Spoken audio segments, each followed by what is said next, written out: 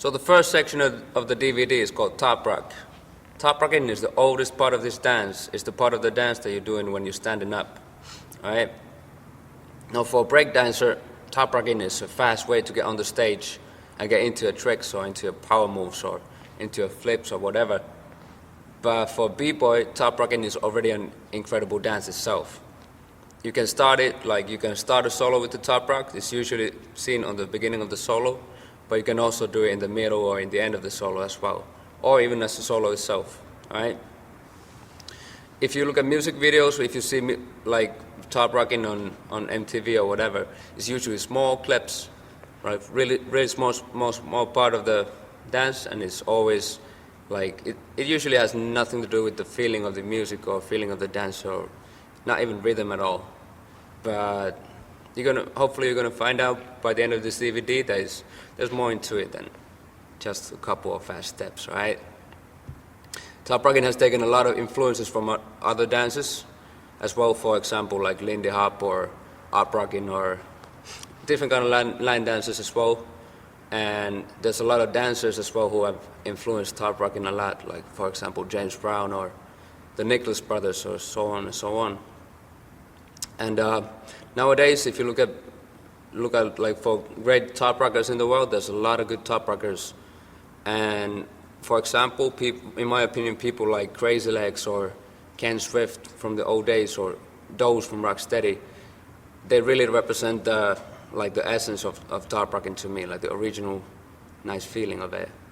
And for newer generations, there's people like Flowmaster or Wicked or Why Not from Rocksteady or Taya from my crew Flowmo, who also got really dope foundations, but still master the foundations and look like themselves a little bit.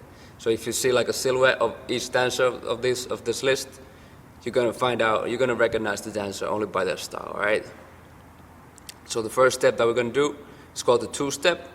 It's the easiest step of them all, but to me it's the basic for all the top rock steps.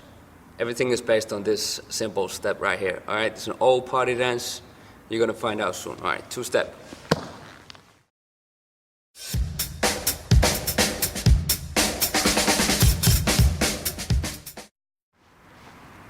So this is how it goes down. We're gonna start with our right foot. We're gonna lean down a little bit first, get the weight of the heels, step on the right on the side, and follow with the left. That's the one and the two. We're gonna come back with the left first, and then with the right. So it's 1, 2, 1, 2. And as you may have noticed, there's a small bounce into it. It's not only the feet that's moving, but we're bouncing with our upper body like this, always going upwards in every count. So it's 1, 2, 1, 2, like this. All right? Hit it.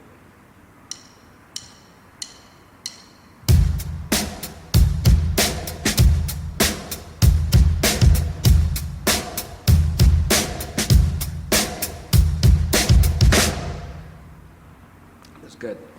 We're gonna add some B-boy flavor into it, so we're gonna lean down a little bit more, like this. We're gonna add the hands as well.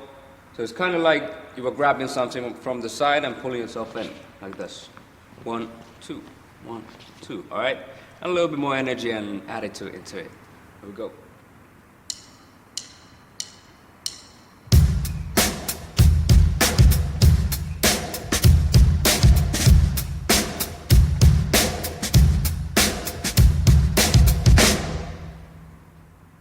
That's the two-step.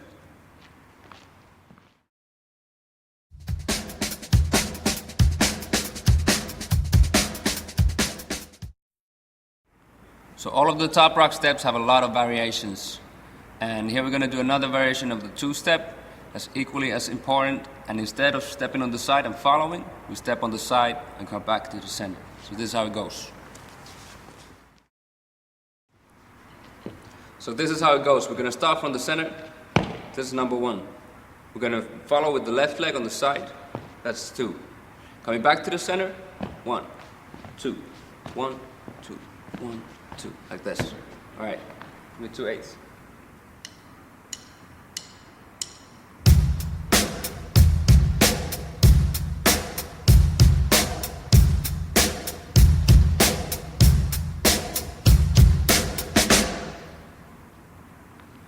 That's it. And we can do a couple of variations of this one as well. You can step on the back, for example, like this. 1, 2, 1, 2. Or in the front. 1, 2, 1, 2. Or you can even cross. 1, 2, 1, 2, like this. So basically, can you give me 4 8 counts? I'll go.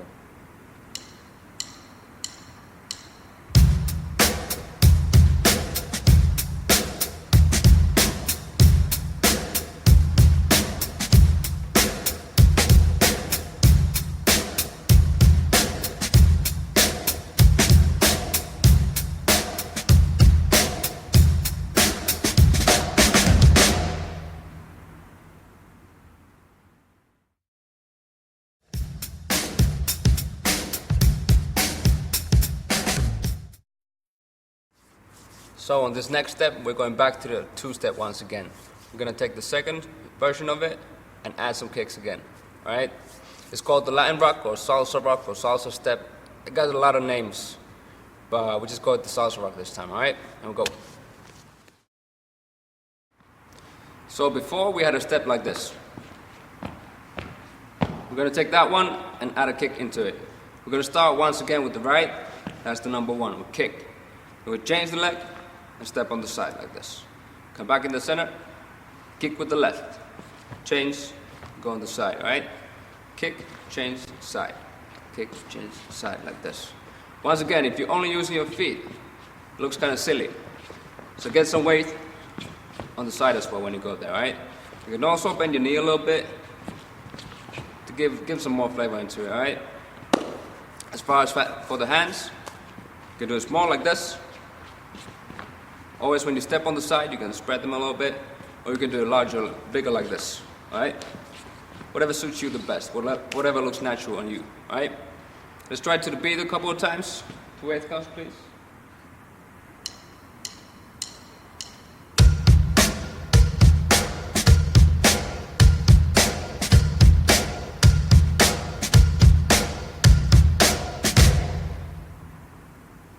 That's it. We're gonna try a couple of different ones as well. In the first step, we have a backwards, and in the front as well. We're gonna do the same thing with a kick. You kick, step on the back, like this, all right? Exactly the same. In the front as well. Or you can go even further on the back. You kick, and go like this, all right? A little bit the same as the crossover, but it's backwards. So just kick, like this. This one I can show you to sideways as well. Kick with the right one first. Kick, change, go on the back. Kick with the left, change, and on the back. Right, back, left, back. That's it. We got 4 ones. We got the basic one. We got the one that goes on the back. One in the front. And one that goes over. As you may have noticed, I twist my ankle a little bit on the last one as well, so it's not only the foot. Once again, this looks kind of creepy. So go like this. Get a larger motion in that one. All right? Let's try all of them in a row. 4 8.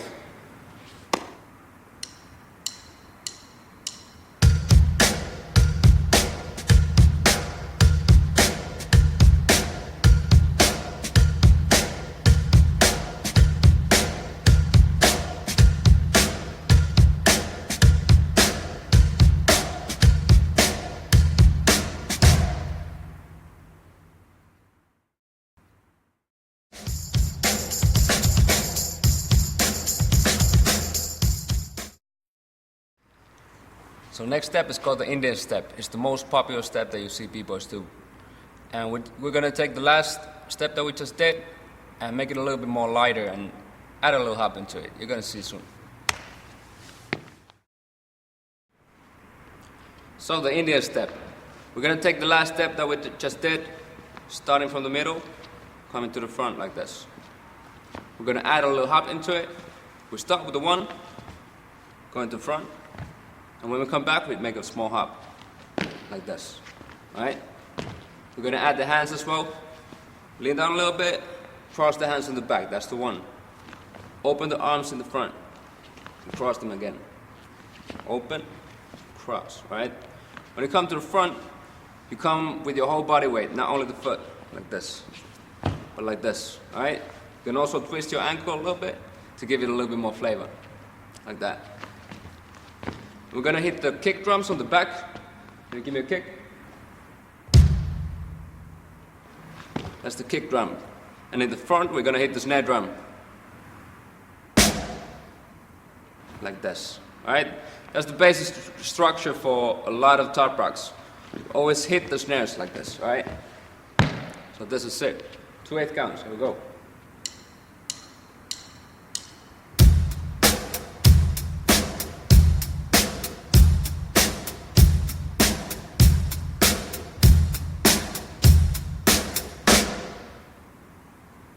That's it.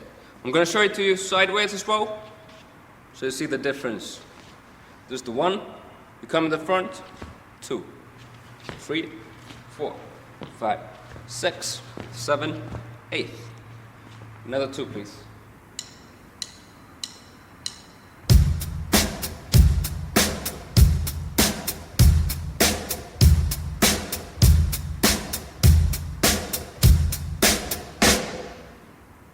The Indian step.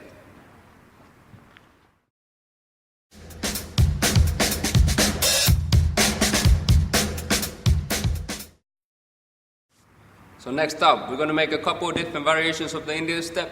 We're going to start with the first one. Start in the center. When you go in the front, twist your body like this. So before, you were facing straight, but now you twist. Come back. Twist the other way. Twist, twist, like that, okay? It's a small movement with the feet, so you can use your arms a little bit more, make it wider like this, all right? Once again, just 1, 2, 3, 4, 5, 6, 7, 8. All right, next one. We're gonna go straight. Start like this, but go straight in the front like this. 3, 4, 5, 6, 7, 8. Let me show it to you sideways so you notice the difference, all right?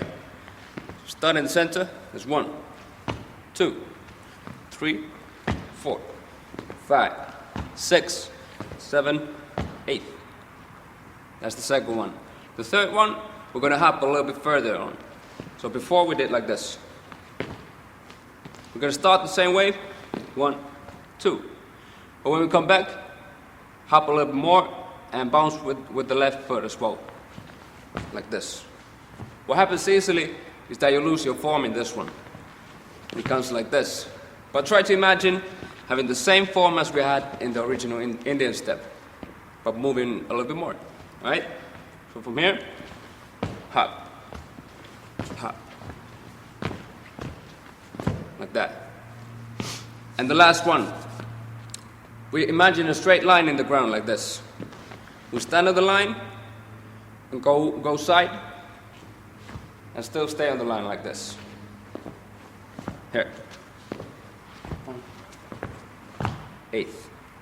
All right. We got 4 steps now. We're gonna try all of them in a row. So that makes 4/8 counts. Everybody, all of the steps start from the same position. This is 1, and then we go forward. All right. Ed, you ready? 4/8 counts.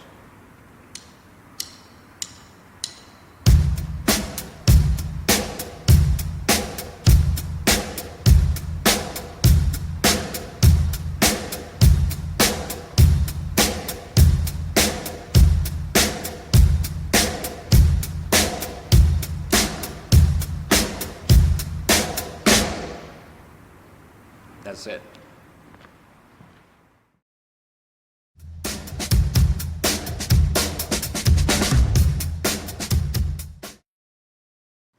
So the next step is called the crossover Indian step.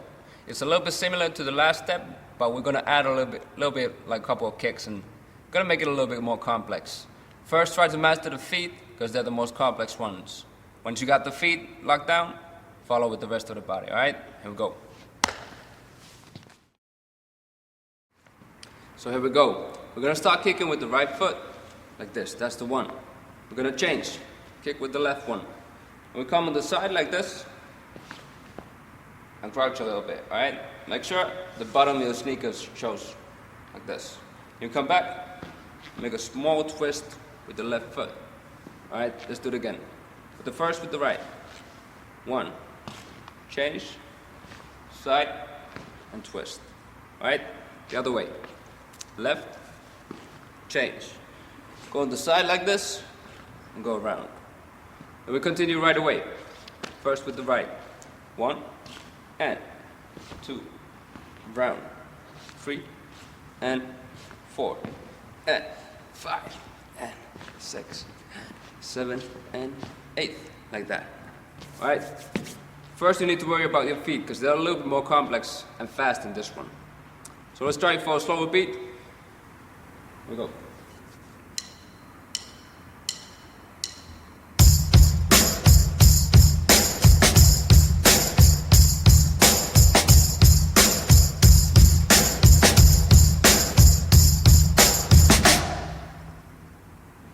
That's it. I can show it to you sideways as well, so you get it better. Like this. Start with a kick. 1, and 2. Around. 3, and 4. Like this. One more time. 2 8s.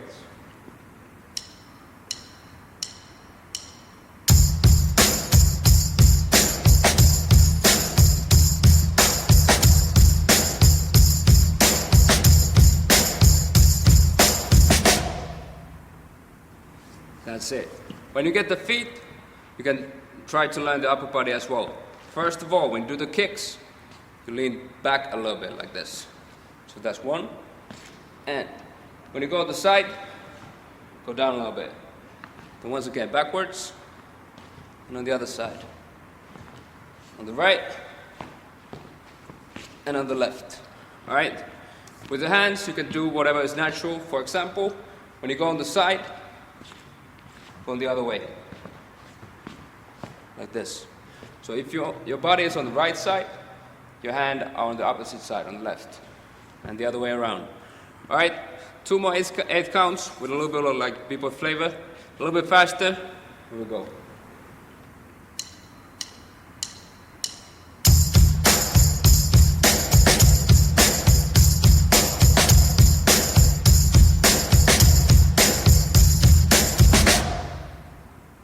That's it.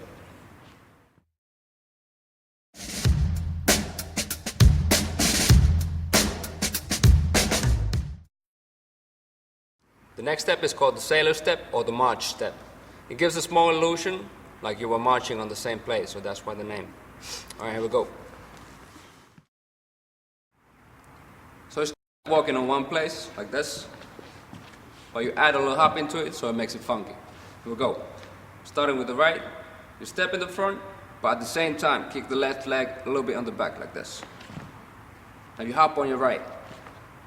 Same thing the other way. Left leg in the front, and the right one in the back. Hop on the left, the right, and the left.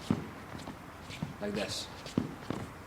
And once again, even though you have your heel in the ground, in the front, you have the weight on the back. So it makes it more light, all right? So it's like this. 1, and 2, and 3, and 4.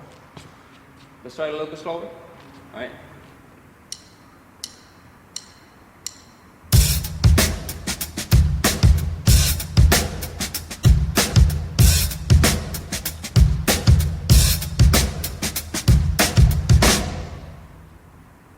That's it. With the hands, you can do motions like you were walking, but over-exaggerating them a little bit. There you go. A little bit faster, 2 8s. Hit it.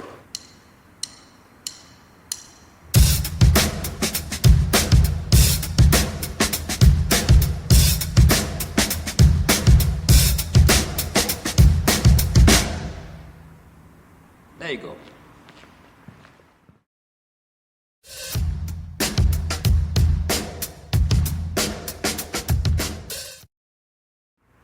The last part of the top rock section is going to be combining steps into one.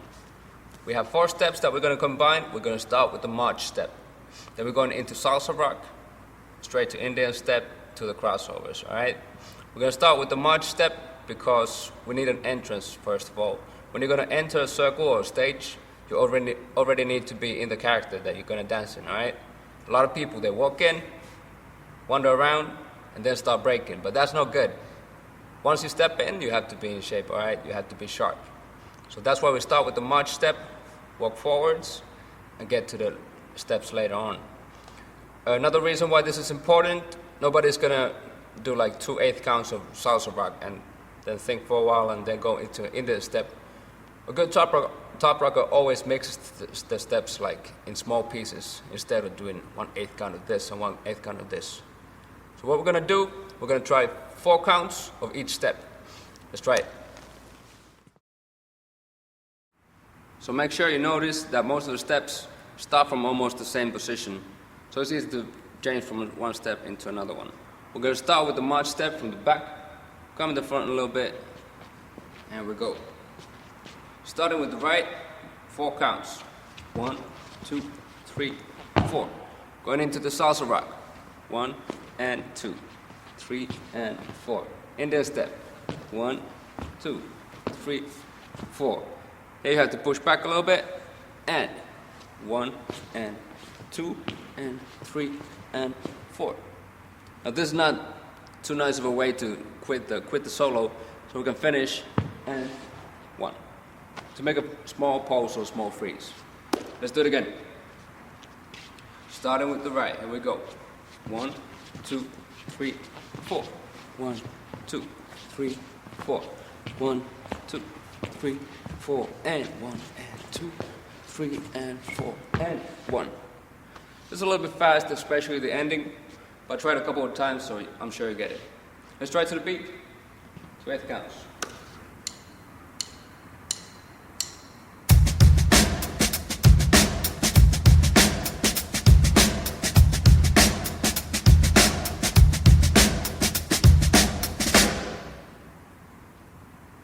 That's it. After you get this one, try combining them by yourself. Play with them for a little bit and maybe add some of your personal things into it to make it look like you, all right? Next up, go downs. Here we go.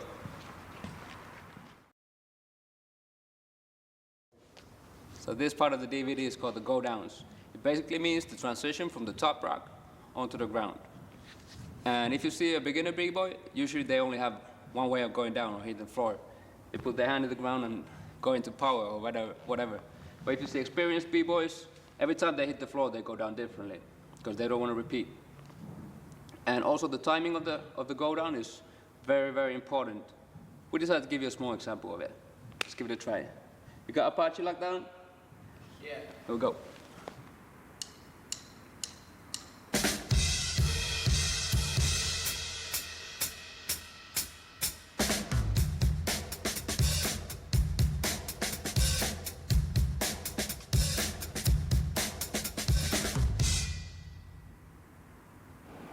That's it. That's what's up.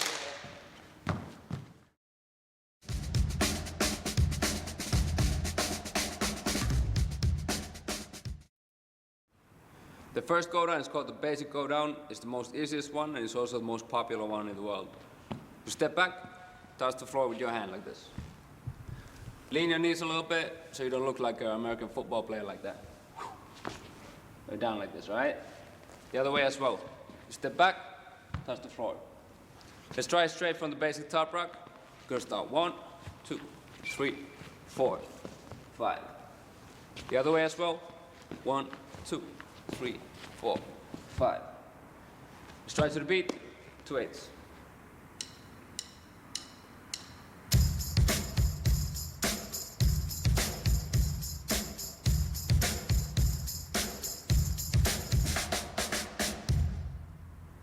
That's it. Next up, we got kick out, go down.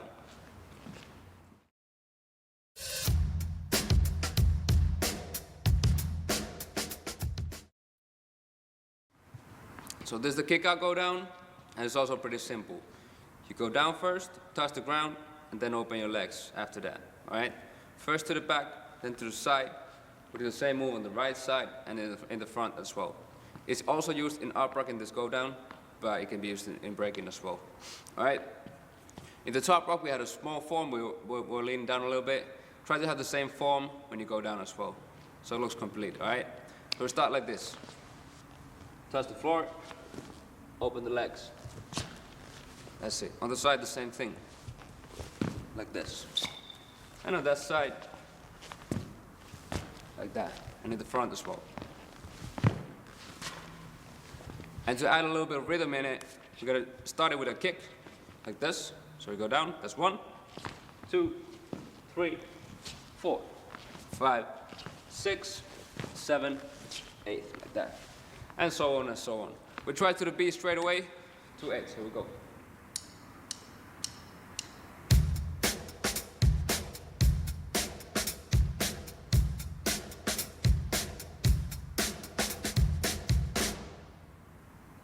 That's it. Make sure the other arm isn't waving around somewhere. It has to be in control as well, so it looks complete. We try with the basic top rocks. We're gonna start like this. 1, 2, 3, 4, 5, 6, 7, 8. Back to top rock. 1, 2, 3, 4, 5, 6, 7, 8.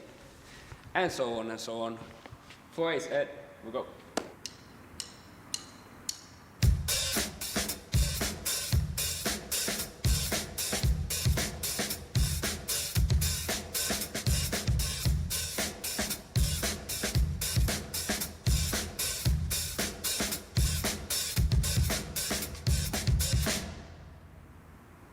That's it.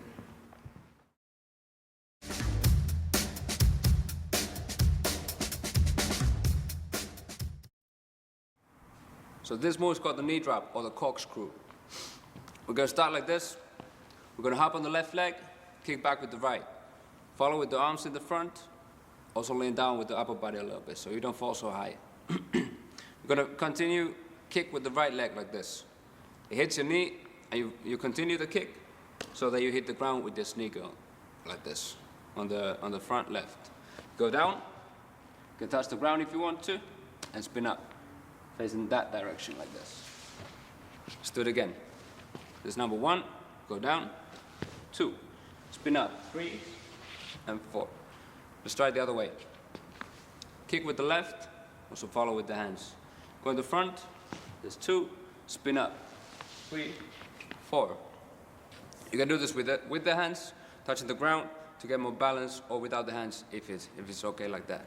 Let's try it to the beat, 2 8.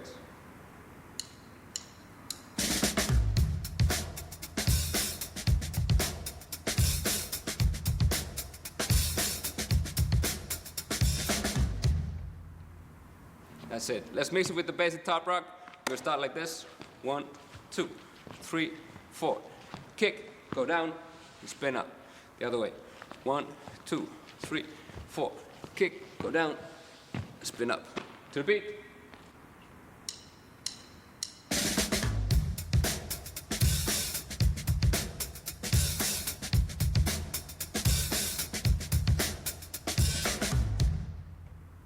That's the knee drop.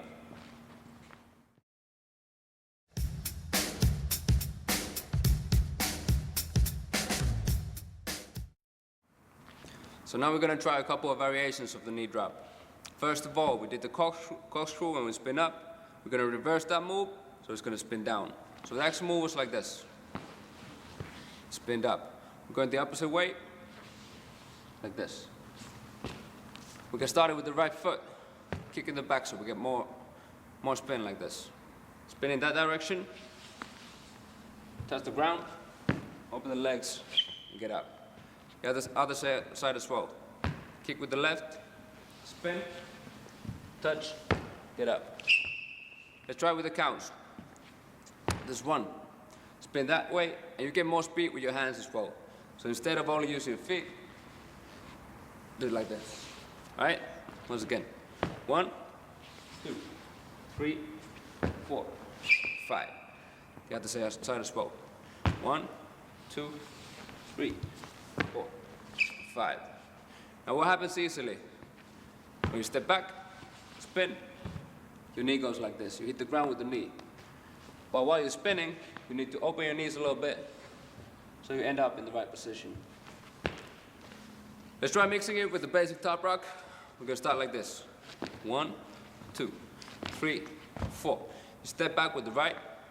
5, spin down. 6, 7, 8. Get up. 1, continue with the right. 2, 3, 4. Step back with the left. 5, 6, 7, 8. 1. Let's try it to the beat.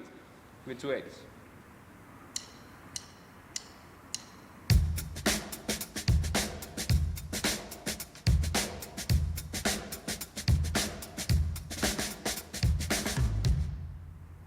That's it. Spin down.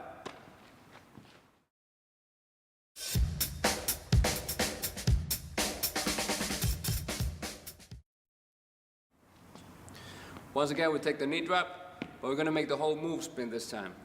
So it's going to look like this. First of all, you're going to step in the front. Get your heel in there like this. You get some speed with your hands as well. So instead of this, make it big. Come small, so it comes much faster like this. All right, again, step in the front and go around. Bring the left leg in the knee like this and do the knee drop as we just did.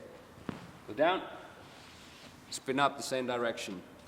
So when combining, it looks like this. You step and spin. Go down and get up. All right? Let's try with the counts. It's 1, you spin. 2, 3, you go down. 4, 5. Like this. All right. Let's try straight from the basic top rock. We go. 1, 2, 3, 4, 5, 6, 7, 8. Something like that. Let's try it again.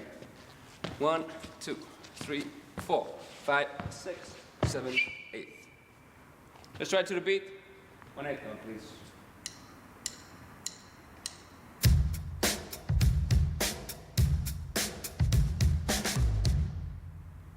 That was good. Let's try it the other way as well. We're going to start with the Indian step straight away. That's 1, 2, 3, 4. Now the left leg is in the front. Once again, get your heel in there so it don't get stuck in the floor. Like this. Get some speed with the hands. Spin. Do the knee drop. And spin up the same way. And finish, alright? Let's try it again. 1, 2, 3, 4, 5, 6, 7, 8. Let's try it to the beat. Hit me.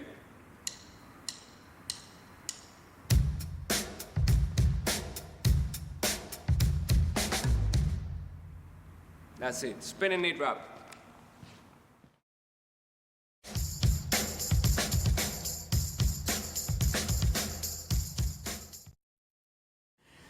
Alright, the next move is called the front sweep. It's very useful. You can go into footwork with it. You can go into freezes, into power, into everything basically. Or back to top rock, whatever. We're going to break it down real slow. First of all, you're going to take a small step in the front with the left leg.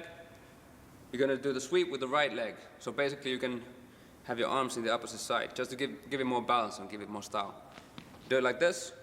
You lean down, and at the same time you sweep the right foot from the front as far as possible, and you're lucky on the left. So basically you go like this, go down, do the sweep. There's 2 ways of doing it. First of all, this is the half sweep when you stop in here. You can continue, for example, later on into footwork. Or you can hop over the foot, like this, and get up. That's the full front sweep. Let's do that one again. You step, get balanced with the hands, go down, and sweep. The other way as well. Step with the right foot, get some balance on the left, sweep with the left one. You go down, hop over. All right? If you try from the Indian step, first of all, you stop. 1, 2, 3, 4, 5, 6, 7, 8. The other way as well. 1, 2, 3, 4, 5, 6, 7, 8. Let's try it to the beat. 2 8 counts.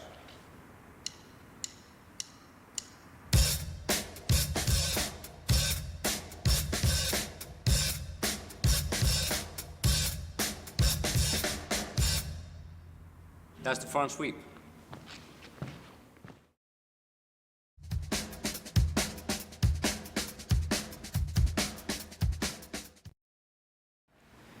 So now I'm going to take the front sweep and we're gonna play with it a little bit. We're gonna have 3 variations, which all of them are a little bit more hard.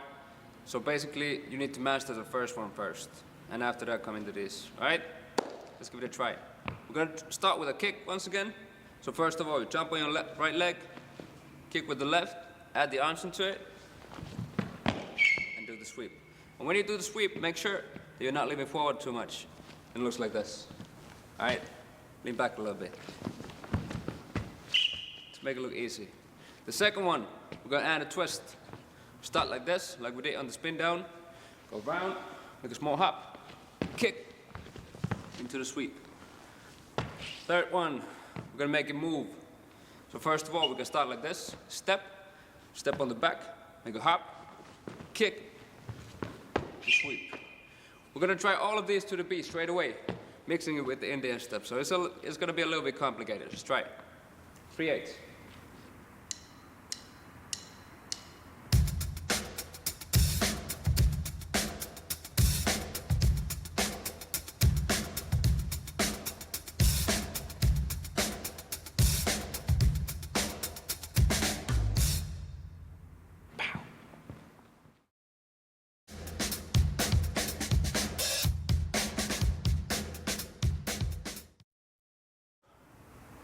That was the front sweep. And we're gonna do the back sweep, which is the same motion, but it goes in the back. So we're gonna start like this. First step on the side with your left foot. Place the knee in the ground like this. Kick on the back with the left foot. Put the arms in the ground and have the weight on the arms like this. At this point, you need to hop over your straight leg, which is the left leg. Land on the right like this. Place the left one under you. All right, so you can continue into your footwork. Let's try it again. First of all, you step on the side. Do the kick, hop over, and place it under you. The other way as well. You step on the side, left knee is in the ground like this. You kick on the back with the right. Lean a little bit forward, hop over, land on the left foot. Place the right one under you, and get up. Let me show you 2 sideways so you can see it better. First of all, we're gonna step with the left. Do the kick, hop over, and land like this. If you want to continue up from here, you can spin, for example, on the right leg. Get yourself up like this. The other way as well. Step, kick with the right foot this time. Hop over on the left, following with the right. And we'll spin up the opposite way, like this. Let's try straight from the basic top rock. Start like this. 1, 2, 3, 4. Step on the side. 5. Come under. 6. 7, you're here. And we spin up. 8. And 1. The other way as well. We start. 1, 2, 3, 4, 5, 6, 7, spin. 8, and 1. We should try that one to the beat as well. Got 2 counts, 2 8s.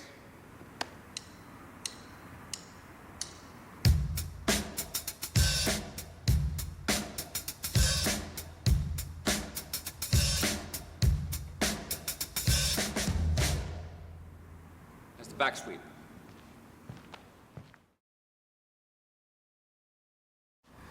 This part is called the footwork. Basically, footwork means all the steps and movements that's done with your hands in the ground as well. So basically, on this level, there's a lot into footwork. There's like a lot of people when they look at footwork, they once again only see a small part, and they don't understand it. That is maybe one of the most sophisticated parts of this dance. So there's a lot of small things that you only learn to recognize as you get more experience with b-boying. All right. We already have had a couple of basic stances in footwork. First of all, we had the basic go down, which is a very important basic position. Also, we had the half sweep or the front sweep in the beginning, which in footwork we're going to start from this position, all right? Over here. Coming back on the other side as well, like this.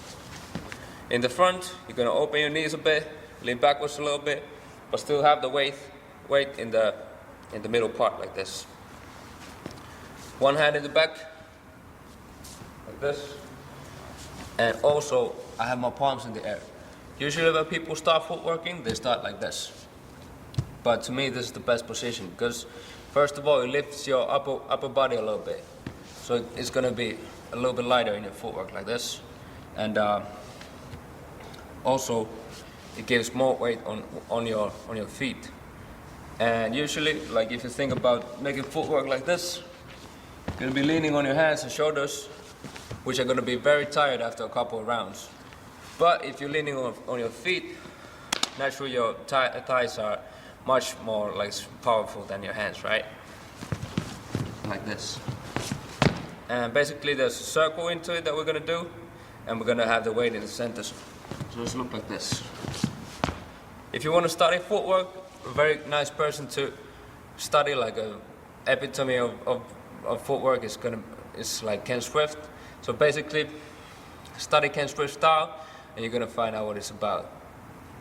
And a couple more things that's very important is the flow. Always when you do footwork, you're trying to have a good flow into it.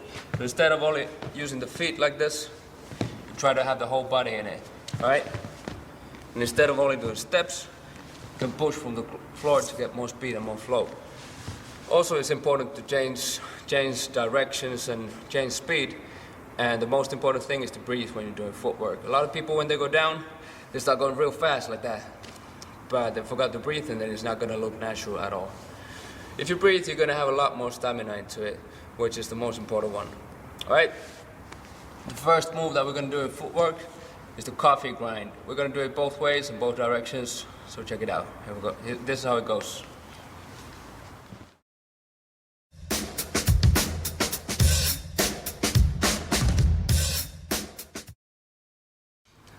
So for the coffee grind, we have a small exercise like this. Put your hands in the front, hop on the arms and come back. It's real easy. The actual move goes like this. The leg goes in the side. We're starting with the right leg, and we're coming from the front. We do a sweep from there. Go over with the hands.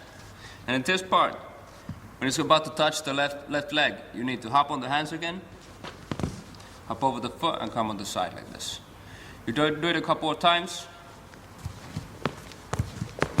And if you do it good, the straight leg is not touching the ground at all. It stays in the air, and it stays pretty much straight the whole time, all right?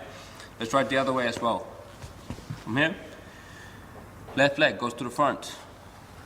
Go over with the hands. Hop on the hands a little.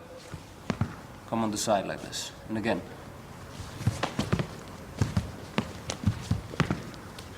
What happens easily is when you go in here, you just touch the floor with this one. It makes it much more easy, but try to avoid that one, and you hop over. We're gonna do the same movement while going backwards, as we did in the back sweep already. So basically, left foot starts going on the back like this. Now we have to hop and come over with the hands. Like this. The other leg as well. First to the back, hop over, come over with the hands. That's it. We can try to combine both of these, or actually all four of these, both kind of coffee grinds, both directions like this. I'm gonna start from the hook. This one. That's number one. We go straight to the beat like this. That's number one. We start going in the front, and we do the backwards first. Go around. That's two. Hop over. That's three. Continue with the left. We're gonna make a forward one like this. That's four. Go round into five. Make the hook the other way. We change direction.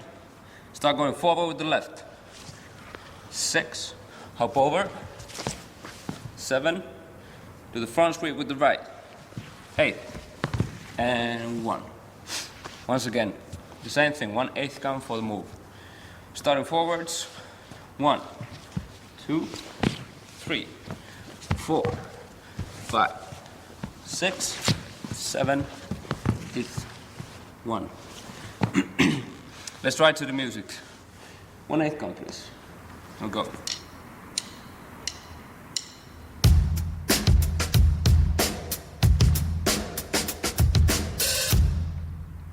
That's it, the Gothic grinds.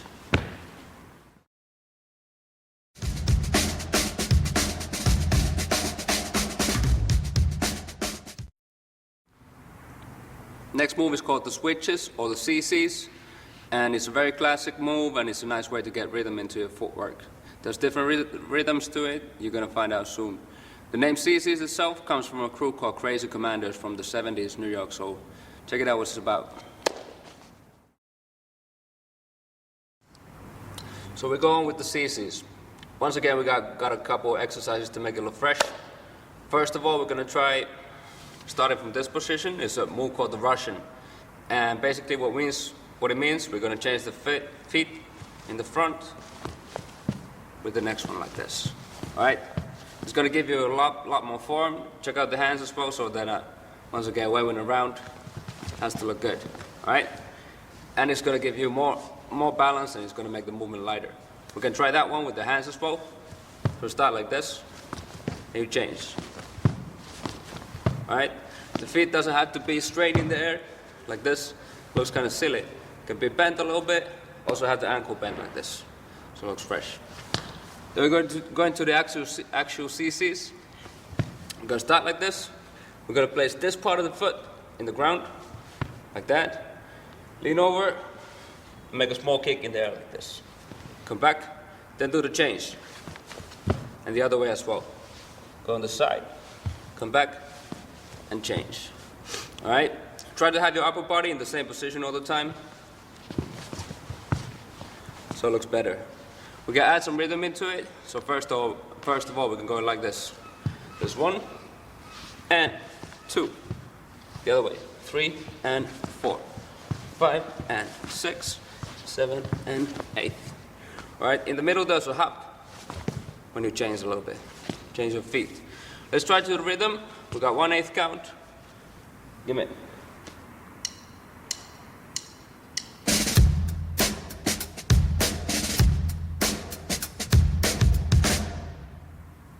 That's the CCs. That's the basic one. We're gonna make a couple of different ones. First of all, we're gonna once again add a small kick into it. We're gonna start from here, and we begin a little bit further, like before.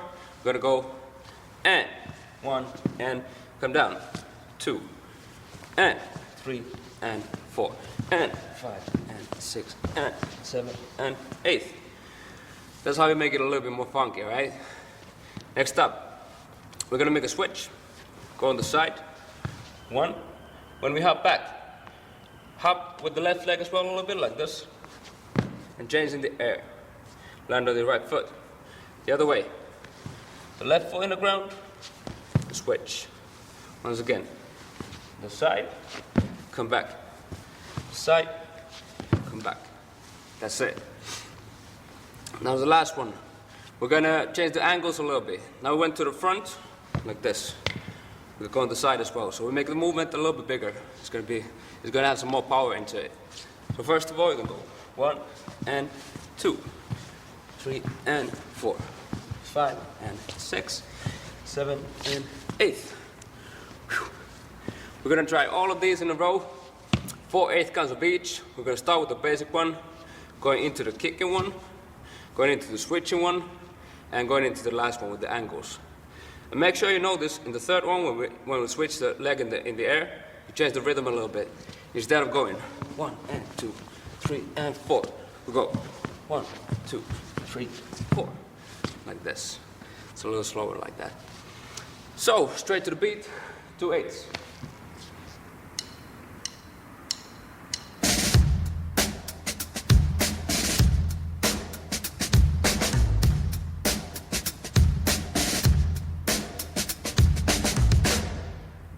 CCs.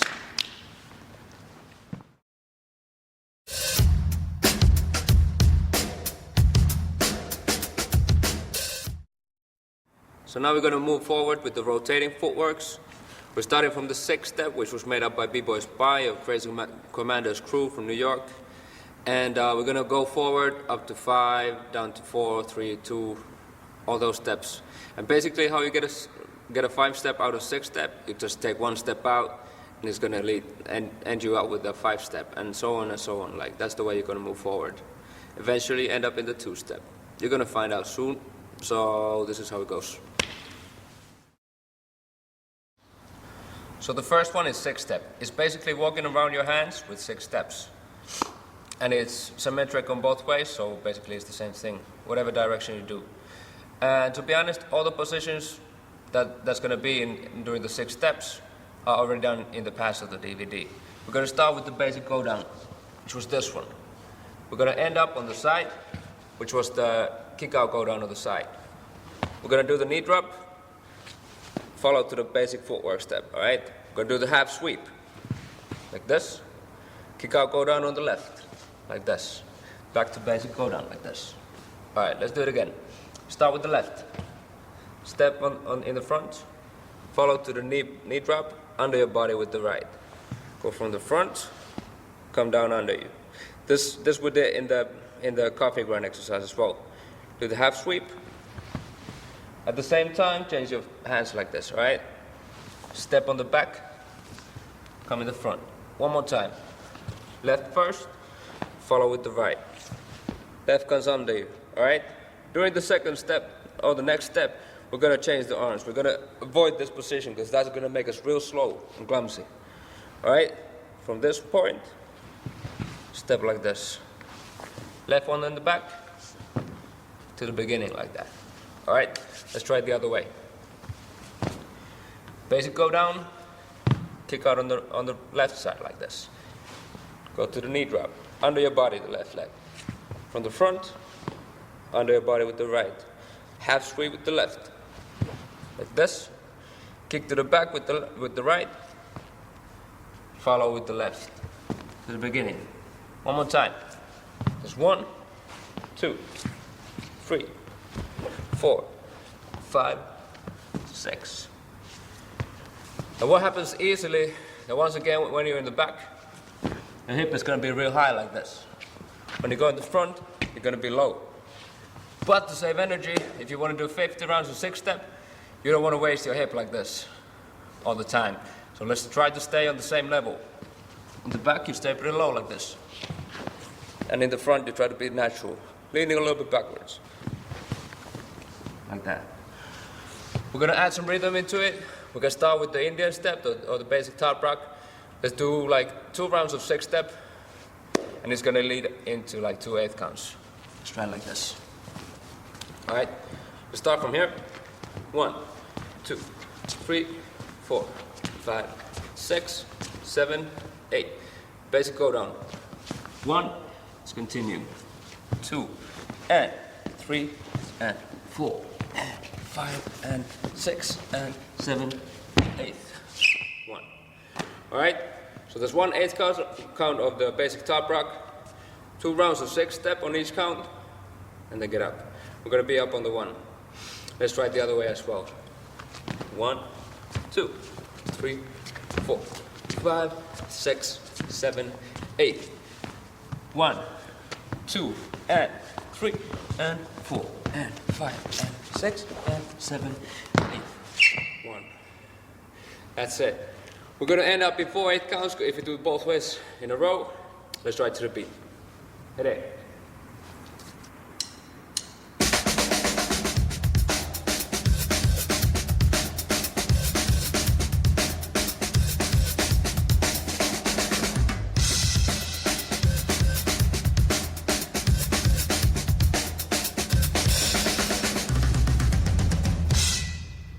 That's the 6-step.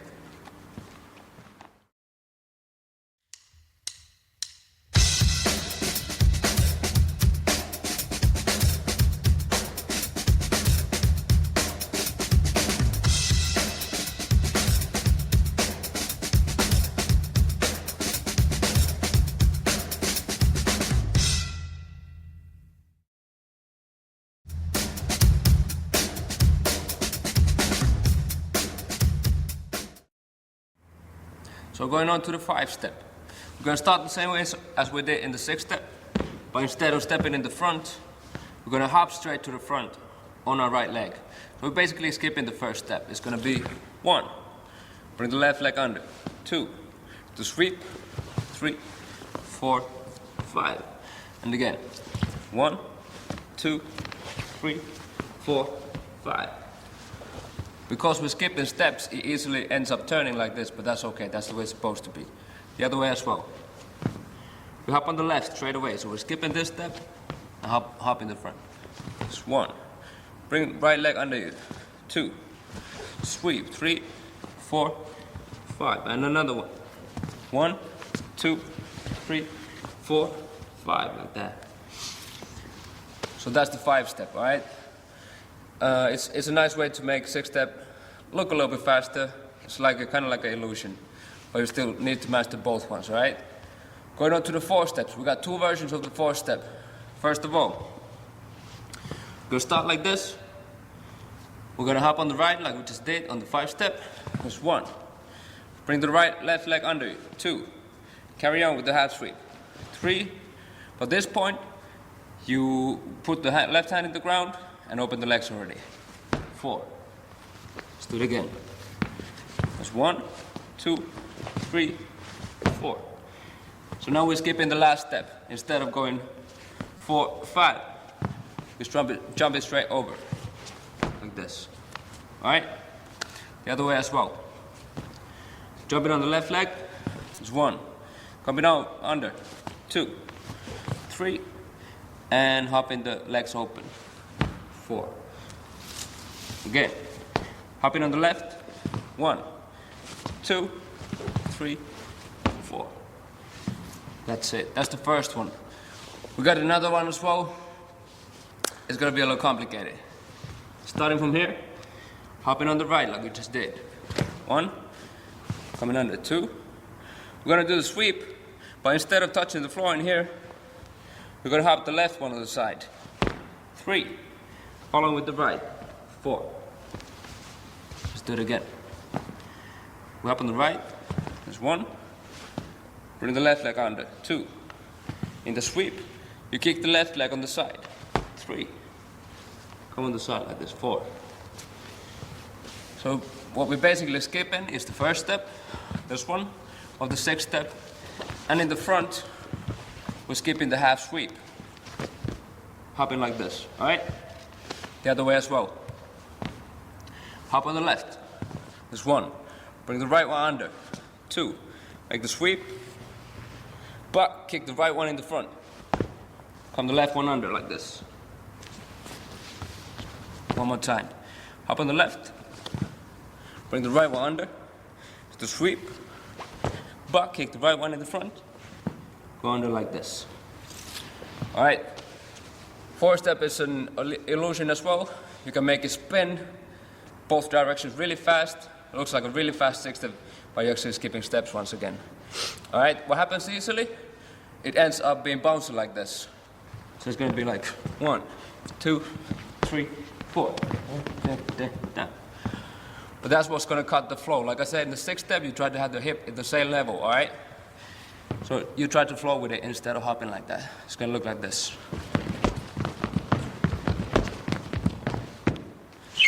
That's it. 5 and the 4.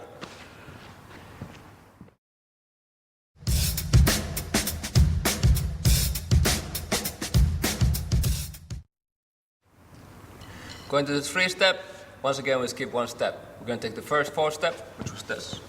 1, 2, 3, 4. We're going to skip the half sweep. So instead of this, you go straight like that. Alright? Let's try it slow. Starting from here, that's 1. Now we actually can hop and change the feet. 2.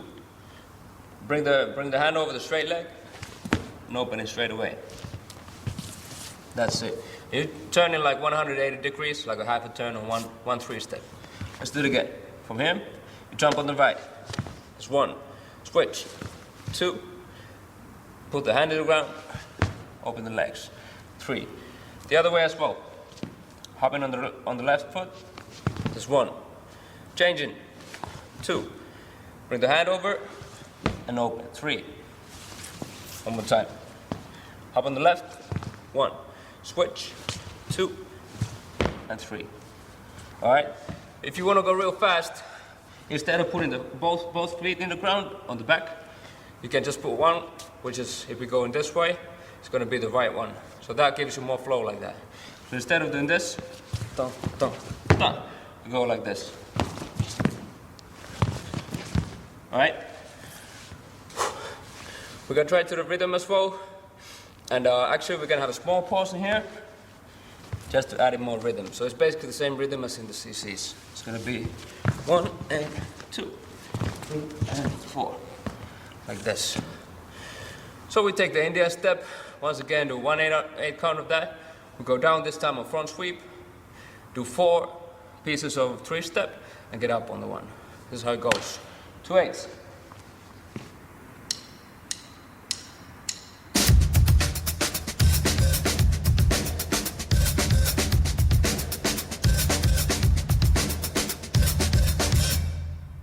Three-step.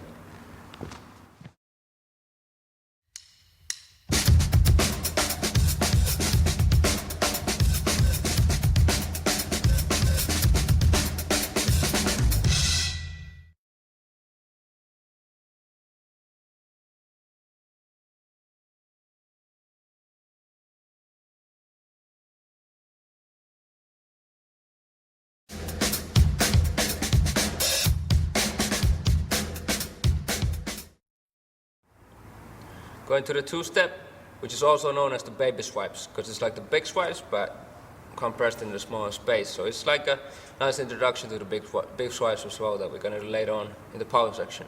All right. Once again, we're going to take 3-step, take 1 step out, and that's basically it. We're going to hop over this part of 3-step. All right. So we're going to go to the front, do the sweep, hop over on the other side. Let's give it a try.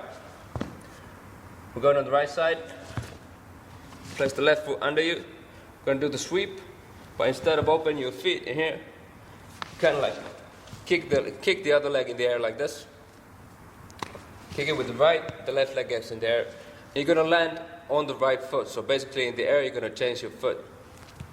You do the hop, and land like this. Let's try it again.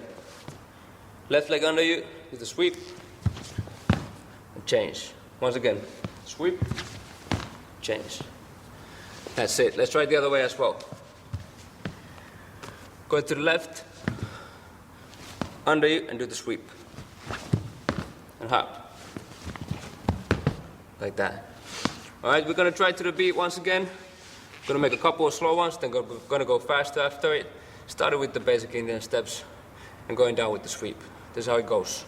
2 8s.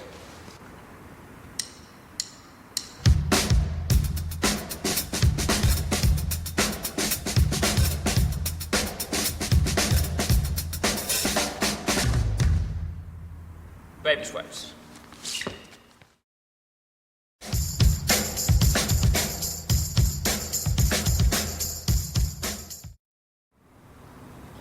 This move is called the Zulu spin. It's a very classic old move, and there's at least two ways of doing it. We're going to try both of them. Let's give it a try. The Zulu spin goes like this. We're going to start the same direction as we did with the CCs, same position exactly. Right leg in the front, left leg under you. We're going to place the left hand over the straight leg, like this. We're going to go around over the straight leg. And what happens easily, that you change the legs while you're spinning, but we try to keep them the same direction as they are. So right leg stays in the front. Let's try it. Place the arm over, and spin. Land to the left. Let's try it the other way. Left leg in the front, go around, and land to the right one. Let's try it like this. We do two ones on the right, and come back with 2 on the left. With the counts, of course. So here we go. Go like this. This is 1, 2, 3, 4. Then we switch. And 5, 6, 7, 8. That's it. Let's try it to the beat. Hit me.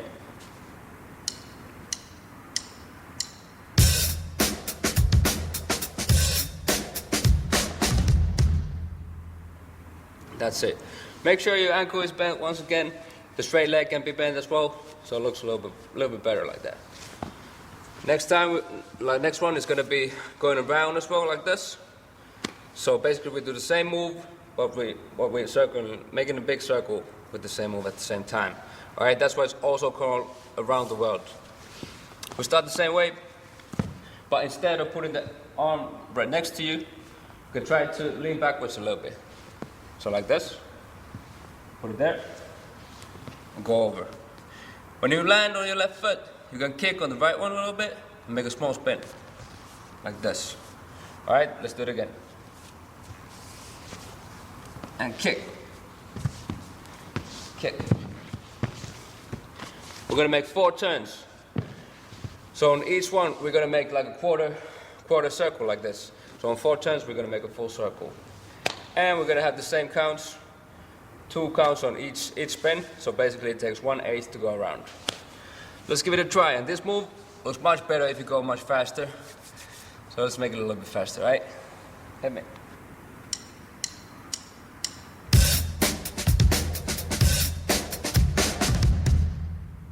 Around the world, that's it.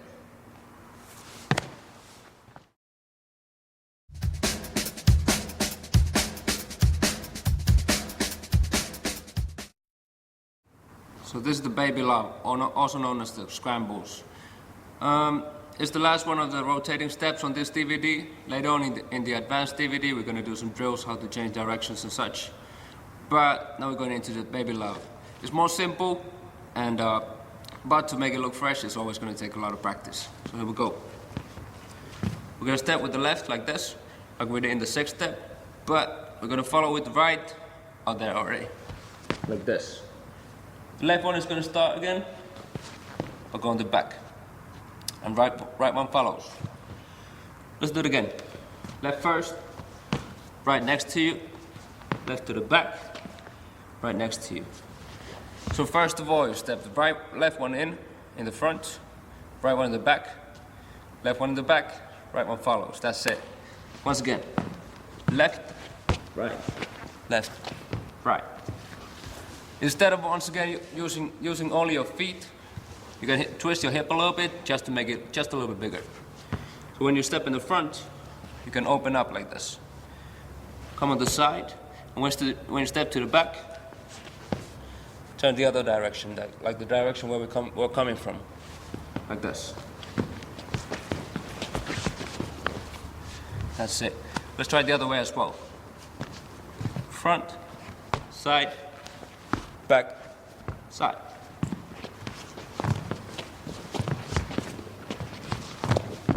That's the baby love.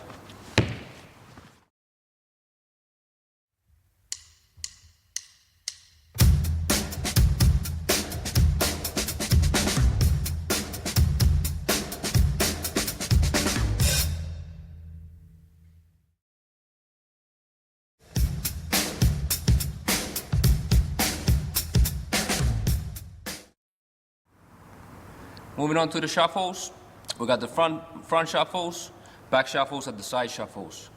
First of all, the front shuffles is almost like the CC, but it's going to be a little bit harder. It's a way to make the CCs a little bit funkier like this. And for example, if you look at Storm, he's really good in the front shuffles. It's like his trademark, all right? Also, it's a nice way to switch direction when you're 6-stepping or whatever. Let's try it like this. Imagine 2 spots on the floor like this. Put your feet on top of them, and all the steps are going to be performed on these spots like this. But first of all, you make a kick in the front with the right, switch the arms as well. Now you're going to switch the feet on the spot, kick on the side like this. Switch again, come back down on the other spot. Let's do it the other way. Kick with the left, switch the arms at the same time. Kick, switch the legs, and kick on the side like this. Change back, come on the spots like this, all right? So it's kick, kick, kick, back. Kick, kick, kick, back like this. The other way as well. Kick, kick, kick, back. Once again, be careful with the hands in this one. They're easy to wander around, but try to have them looking cool, close to your body like this, all right? We're gonna try it a little bit faster. So first of all was kick, kick, kick, down. Kick, kick, kick, down, all right? 1 and 2 and 3 and 4 and 6 and 7. Like this. Let's try to the beat a couple of times. So I'm going to add some 6 steps into it. We're going to change directions like that. 2 ends, let's go.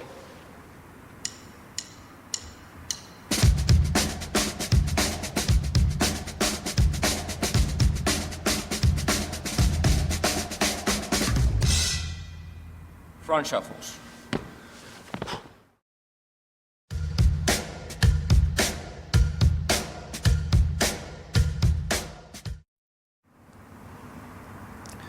This one's the back shuffles. It's basically taking the baby love step, but instead of stepping on the side and moving forward, we're gonna stand still and switch and slide on our legs on the ground like this. Let's give it a try. You're gonna have a lot of weight on your arms like this. Slide the left foot in the front, the right one goes in the back. You can also twist your hip a little bit just to make it bigger. Slide back to it. The opposite way. Slide, come back, like this. Once again, we're trying to avoid the bouncing movement, trying to stay still with our hip, so it kind of like creates an illusion once again. So it's going to look like this. That's it. I can show you two facing that direction so you see the feet a little bit better. Like that. I'm going to try to the beat once again a couple of times. You got 2/8 for me?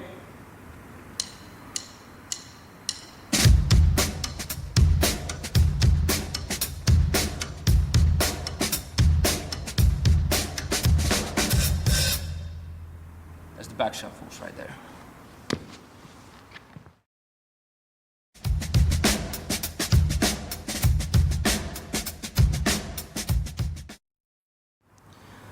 The last move of the footwork section is going to be side shuffles.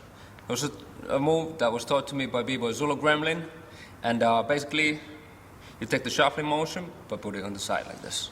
We're going to start like this. It's going to be 1, then switch the legs, and then come to the knee drop position like this. 2, come back, open up, 3, switch, and 4. You form like a figure 4 with your feet like this. Once again, open, switch, knee drop.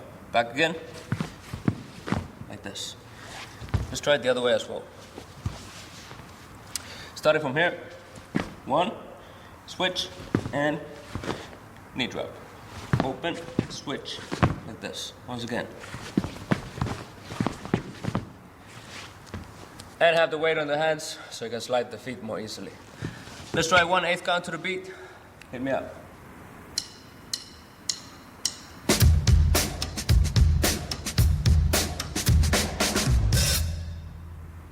Side shuffles.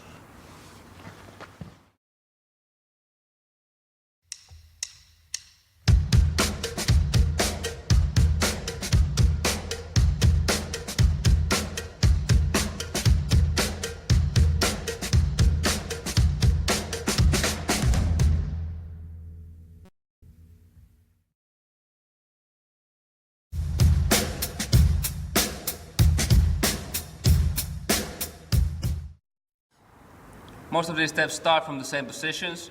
There's 2 positions that we're going to use. The basic go down from the back, or the basic footwork position in the front. So basically it's really easy to combine these steps since you just come to the position and start with the next one, alright? We're going to try it to the beat. Hit me with 4. Let's give it a try.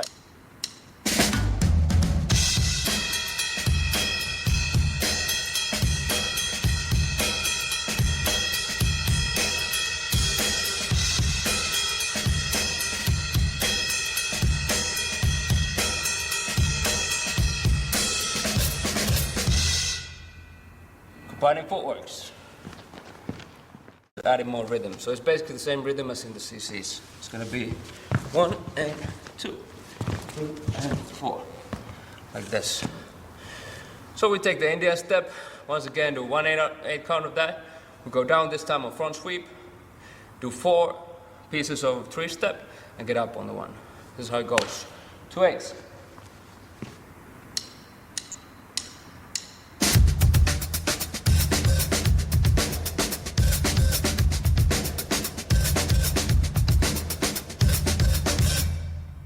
Free step.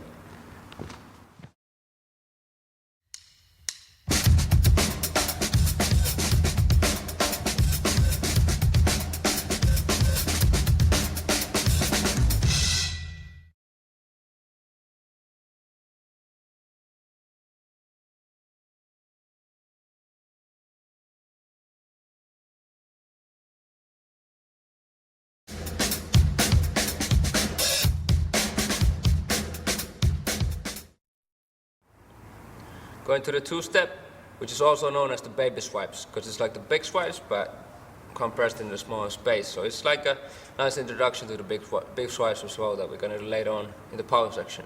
All right. Once again, we're going to take three-step, take one step out, and that's basically it. We're going to hop over this part of three-step.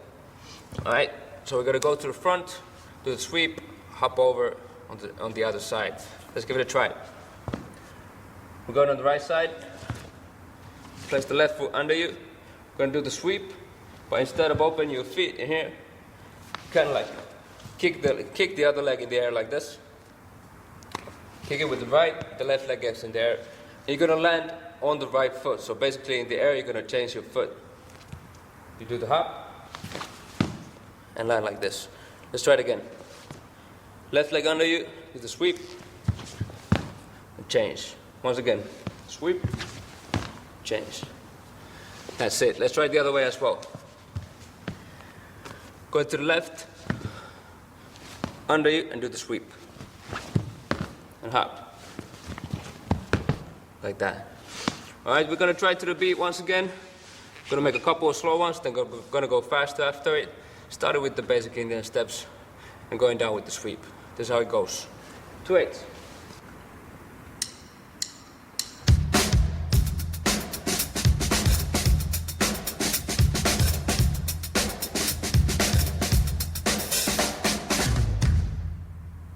Baby swipes.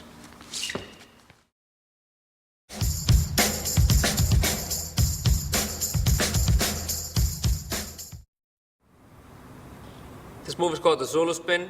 It's a very classic old move, and there's at least two ways of doing it. We're going to try both of them. Let's give it a try. The Zulu spin goes like this. We're going to start the same direction as we did with the CCs, same position exactly. Right leg in the front, left leg under you. We're going to place the left hand over the straight leg, like this. We're going to go around over the straight leg. And what happens easily, that you change the legs while you're spinning, but we try to keep them the same direction as they are. So right leg stays in the front. Let's try it. Place the arm over and spin. Land to the left. Let's try it the other way. Left leg in the front, go around, and land on the right one. Let's try it like this. We do two ones on the right, and come back with two on the left. With the counts, of course. So here we go. Go like this. This is 1, 2, 3, 4.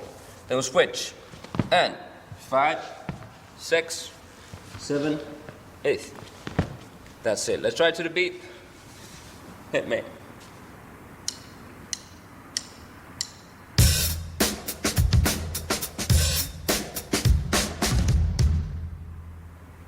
That's it. Make sure your ankle is bent once again. The straight leg can be bent as well, so it looks a little bit better like that. Next one is going to be going around as well, like this.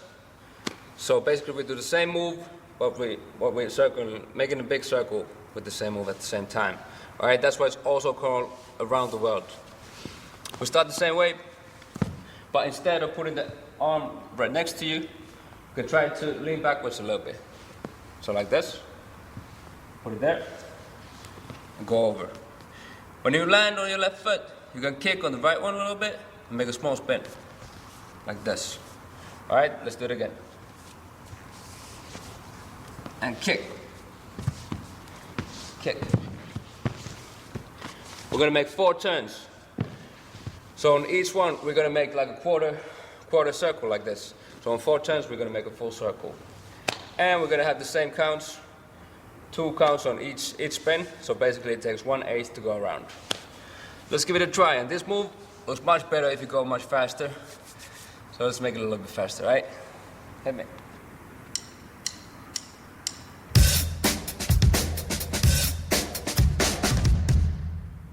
Around the world, that's it.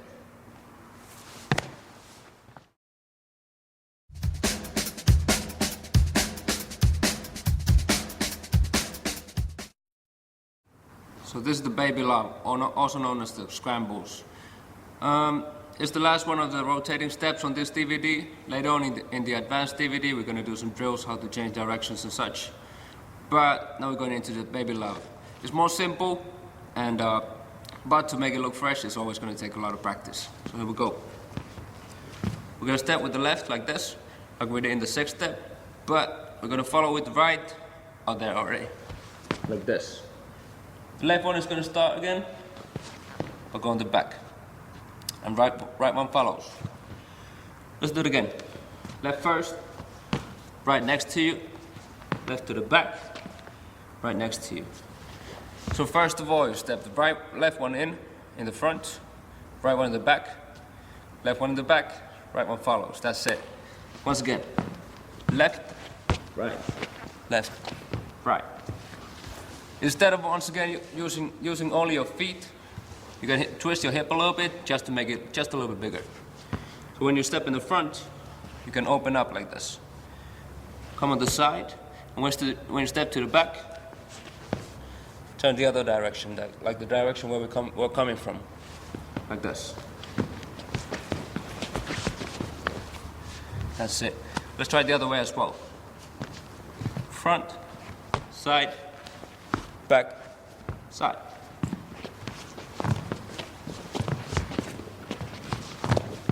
That's the baby love.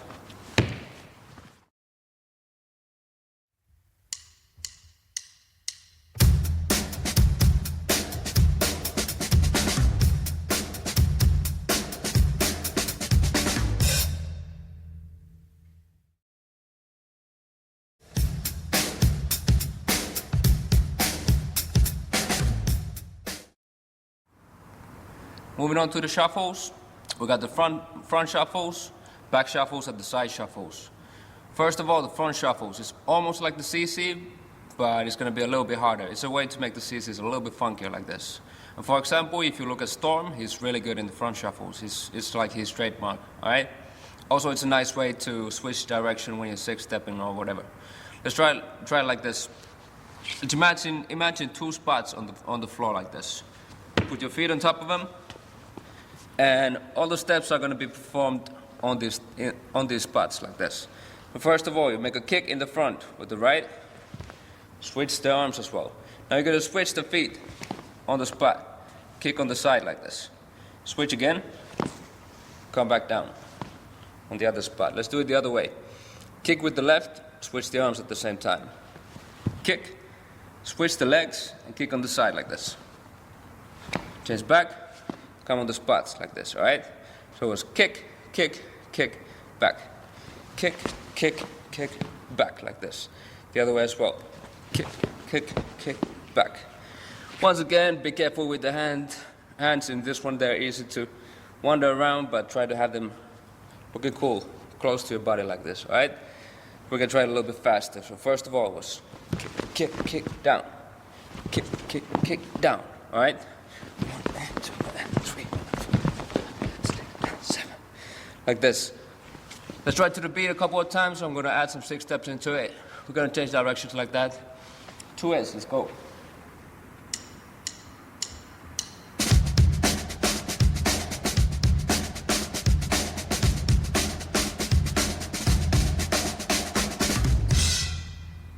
Front shuffles.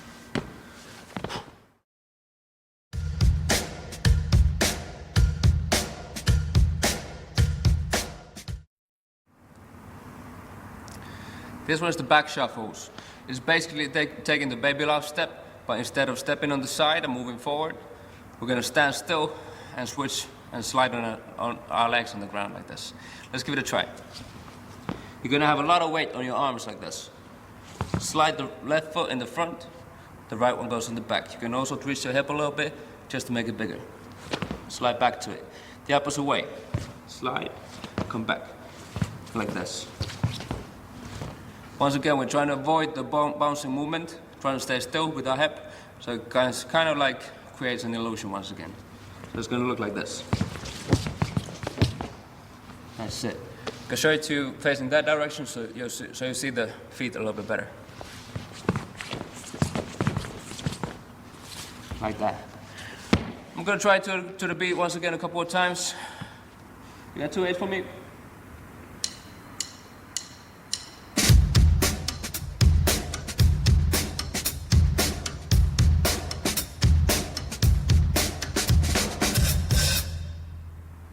back shuffles right there.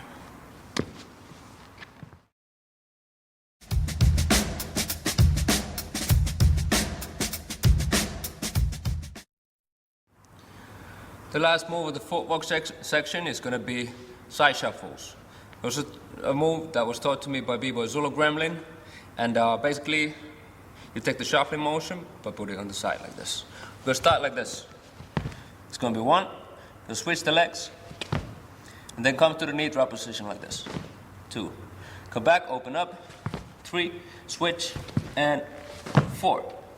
You form like a figure 4 with your feet like this. Once again, open, switch, knee drop. Back again, like this. Let's try it the other way as well. Starting from here, 1, switch, and knee drop. Open, switch, like this. Once again. And have the weight on the hands so you can slide the feet more easily. Let's try 1/8 count to the beat. Hit me up.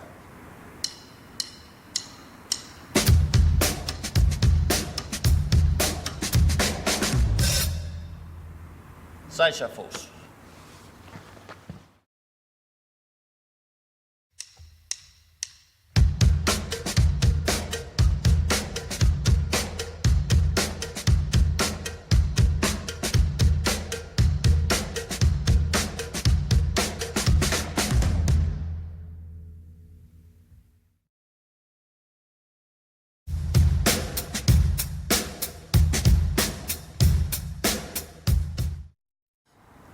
Most of these steps start from the same positions. There's 2 positions that we're going to use. The basic go down from the back, or the basic footwork position in the front. So basically it's really easy to combine these steps since you just come to the position and start with the next one, alright? We're going to try it to the beat. Hit me with 4. Let's give it a try.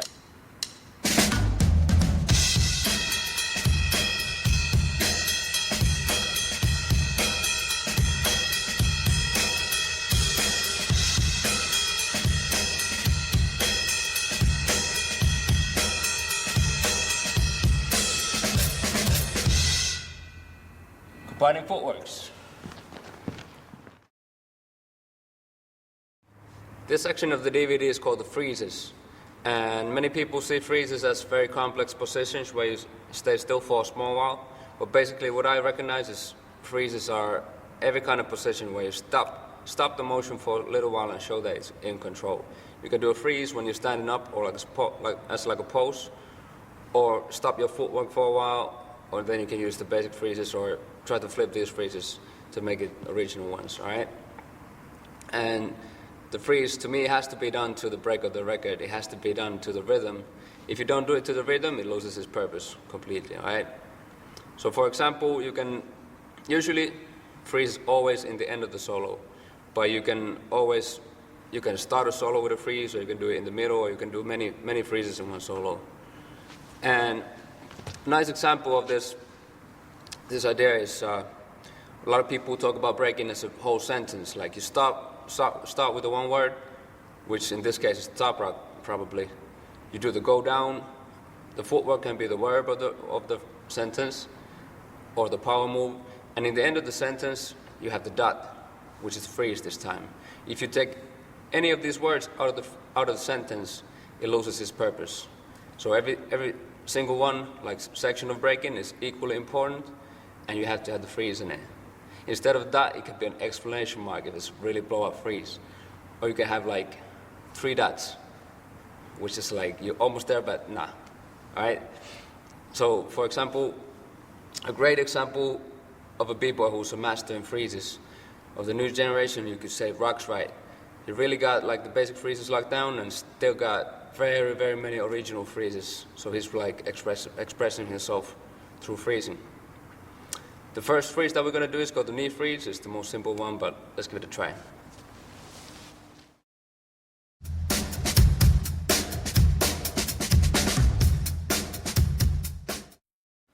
The first freeze is once again the easiest one in the list.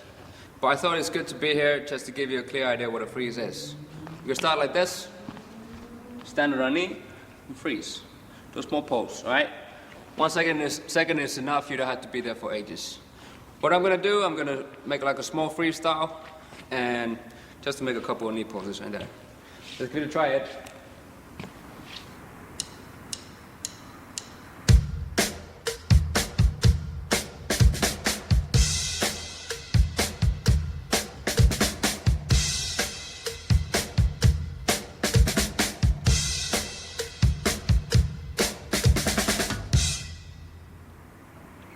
Knee freeze.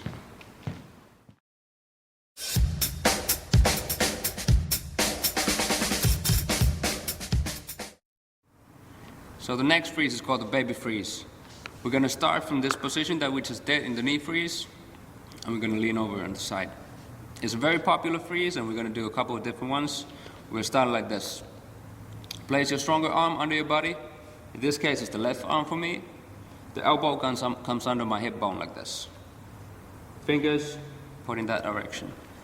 Right elbow comes under my knee, and the fingers are the opposite way. I place my palms in the ground, still touching my body with the elbows. Easily goes like this, but I have to weight in the elbows as well.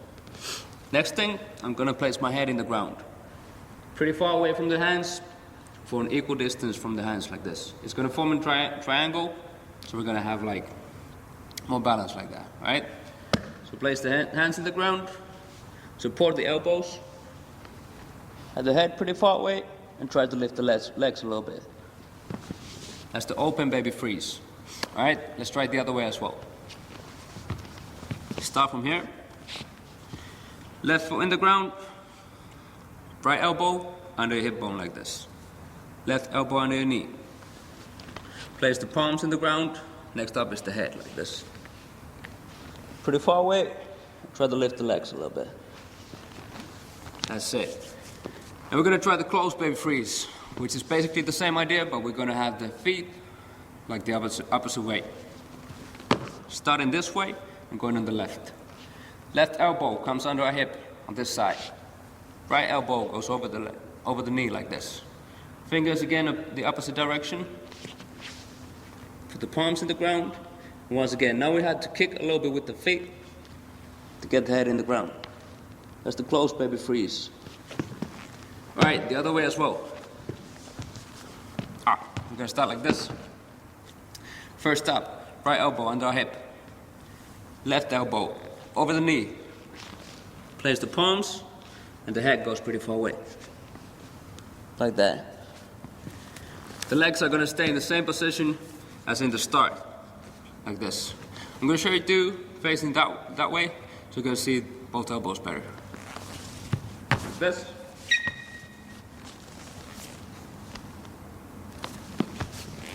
So as you may have noticed, both elbows touching my ground. Easily goes the way you try to push yourself in the air like this. But if you support the elbows, you don't need no strength for this one. It's more about balance and technique. Third freeze we're gonna do is called a turtle freeze. We're gonna take the first freeze, that we just did, and close our feet like this. Gives it a small twist, looks a little bit more stylish. The other way as well, elbows first, close the legs like this. You can also switch the legs in that freeze. So instead of this, we go like this. And the last one the opposite way. That's it. Be careful where you place your head in the ground. Don't touch the ground with your cheek or chin or nose, of course. Lean your head a little bit towards the ground, so it's better like that. You don't get any injuries, all right? There's the baby freeze and the turtle freeze.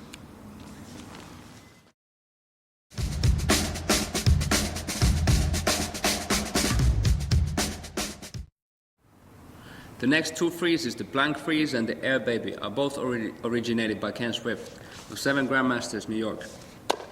We're gonna start with the plank freeze.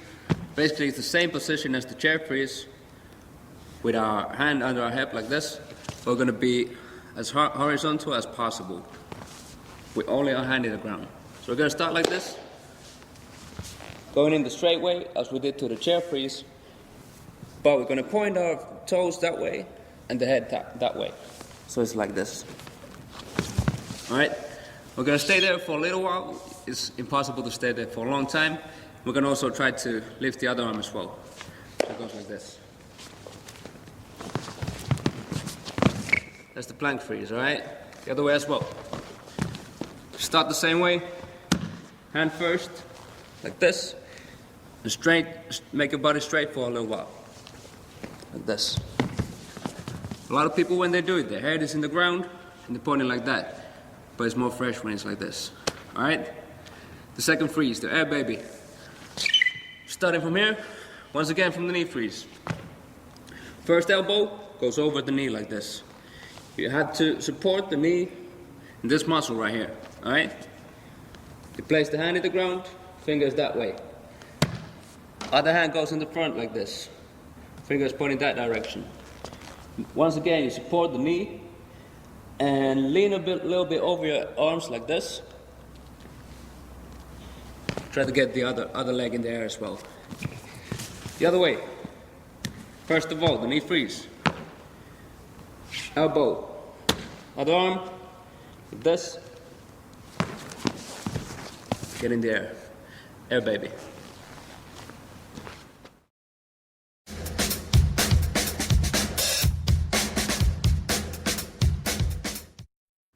The next freeze is called the chair freeze. It's an old freeze, and to my knowledge, it originated by B.boy called Ralph from the Zulu Kings from the 70s.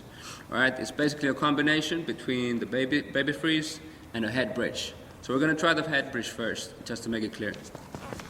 We're going to lay on our back, push with our head a little bit, and get the hip a little bit high. So from here, place the feet under you. That's the head bridge. Be careful with your neck so you don't bend it over too much. Alright? Then we're going into the chair freeze. We're going to start like this. Left hand goes in the ground like this. We're going to bend the elbow a little bit. Fingers pointing that direction. Support the elbow into your hip once again. And now it goes really far on the back, almost on the back, but still on the side like this. Next phase, we're going to put the head in the ground, but instead of putting it here, we try to put it on the back a little bit. It's going to be here. As you may have noticed, the right leg got into air a little bit. We're going to place that leg on the back like this. Next phase, we got the left leg in the front. Pull it in your knee like this. And the last is the arm, all right? That's the chair freeze. Once again, we have a triangle form. The head is in the back, hand is in the front, and the leg is in the back like this. So it gets more balance. A lot of people, when they start doing this, they keep it straight. But we have to arch in our back like this. So it gets more balance. Let's try it the other way as well. We start from the knees. Place the right hand in the ground. Fingers, once again, that direction. Make sure the arm is like 90 degrees from the ground. Instead of this, that has no balance. So it's like this. Bend the elbow, support it in your hip once again. The head goes in the back. Left leg goes in the ground. Follow with the right. Hand is the last one. That's the chair freeze. We can also do an invert chair freeze, which is basically the same move, but we twist our feet and make it the opposite way. It's like this. The other way as well. That's the invert chair.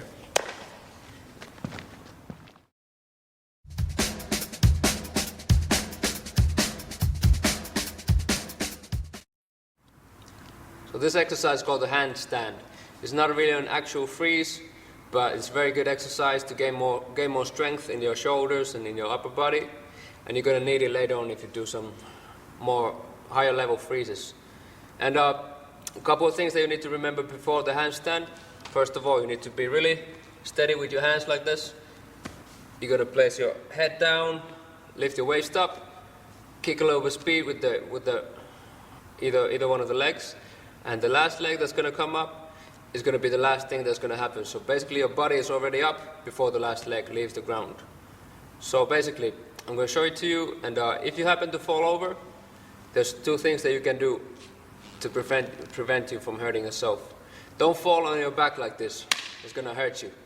Basically, there's like you can support with the legs, like make a bridge if you fall over. Another thing, you can make a small twist, almost like a half a turn. So instead of falling on your back, you're falling front first like this. So once again, you see where you're falling and you can get it with your legs. Let's give it a try. We're gonna start like this, arms in the ground, lift your weights, kick some speed, get up. That's it. If you fall over, these were the two ways of preventing it. First of all, you kick your legs over.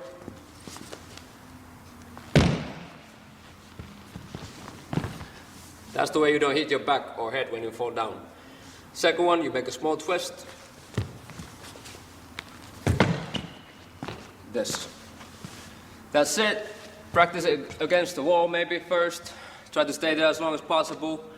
Your belly in like this so it's not that bad for your back.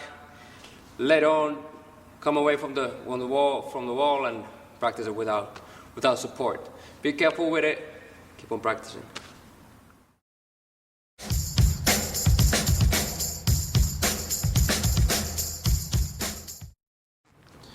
The last freeze in this section is called the elbow freeze.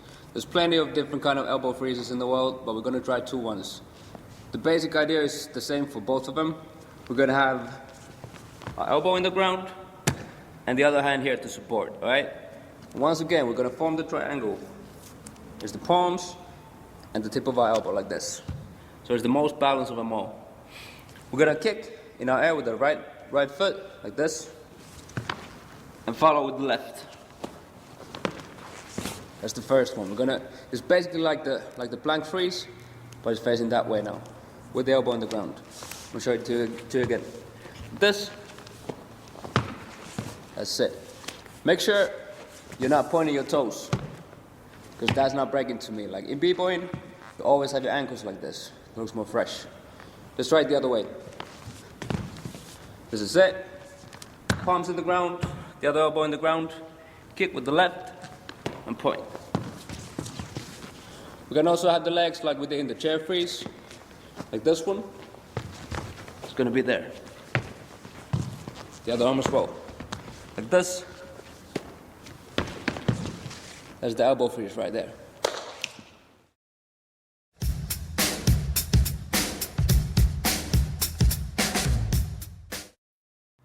So like I said before, if you don't do the freeze on beat, it loses its purpose. So we decided to try a little some just to show you how to get into the freeze and how it's done to the beat. You ready, Eddie? Let's give it a try.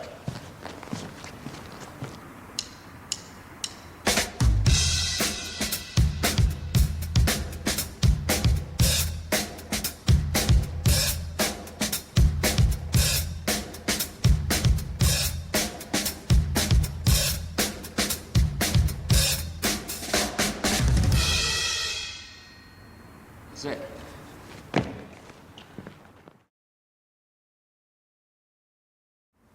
This section is called the power moves, and it basically means everything that deals with power.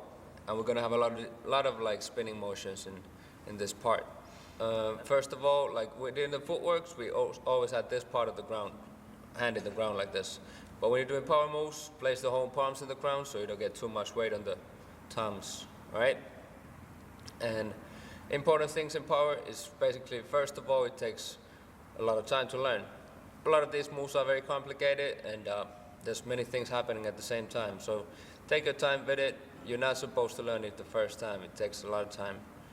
Also, it's good to have somebody to watch on the side when you're doing power moves, because when you're spinning, you might miss a lot of things, and you don't notice it because you're spinning real fast, right? So maybe it's good to have somebody to check it out and like give you some tips of what's going wrong, if there's some going wrong. Now, B-boy will think about having powerful solos instead of power moves, right? So instead of doing only power moves, he will come in a powerful way, do powerful top rocks, powerful go downs, powerful footworks as well, into a couple of power moves, into a powerful ending, or a powerful freeze in the end, all right? If you want to see like masters of the ground power ground power thing, you can look for Suicide Lifestyle Crew from Hungary. They got incredible turtles and backspins and flares and swipes and mills, and head spins and such. Check it out from YouTube or whatever. Most of the power moves are based on two things. You're gonna have the front sweep that we did already, and there's also a move called power entrance that we're gonna try next. Check it out, this is how it goes.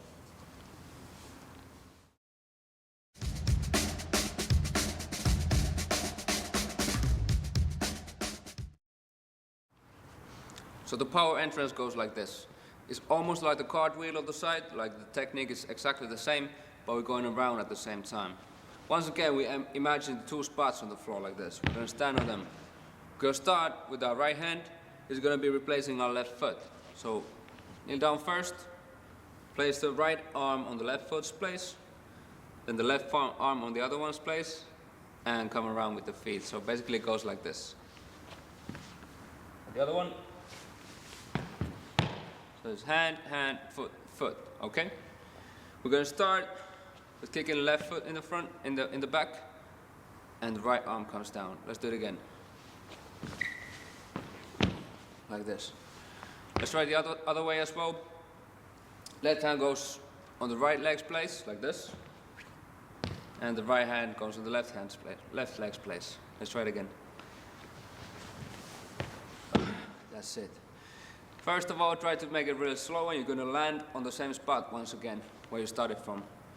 So make it small first, really tiny, and when you get it, you can try to make it bigger and bigger all the time, okay? Let's try it a couple of times. That's the small one. The bigger one. If you notice, I make a small whip in the back with the big one, so it's not stiff legs. You bend your legs a little bit to get it more effect. Kick on the back like this, once again. If you do it really fast, it makes a big circle. Usually ends up on the same place, but you can also turn more than one turn, all right? That's the power entrance.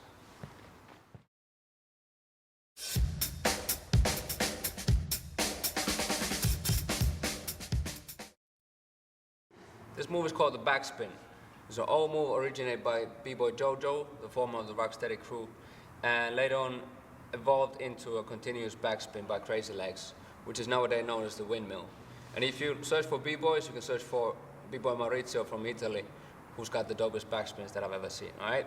We're gonna try it like this. We're gonna start from here. We call it the LA start back at home. There's a New York start that you're gonna see later on. First of all, we're gonna put the elbow in the ground, left elbow. Kick with our right foot. Following the ground like this, so far, then you fall on your side like this. Left leg is gonna kick the next. Gonna do a similar motion as far as possible.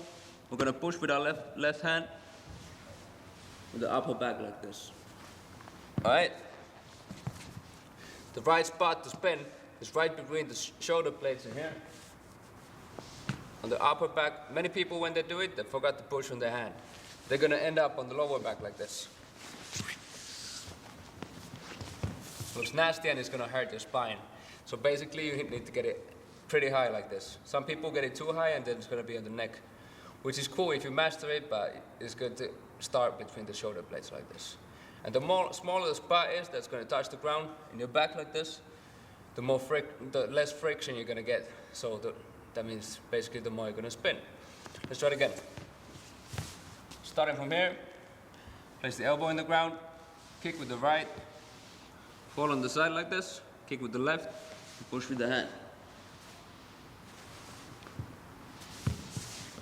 First it's good to spin the legs straight, so you get more balance. And after you master that one, you get the legs close, and you get more speed like this. Let's try it down to the beat, straight from the basic top rock. Give me a beat.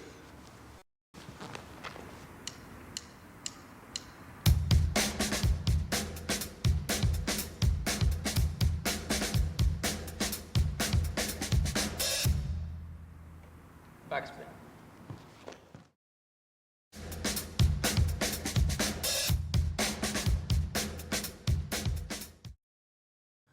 So moving on to the windmill.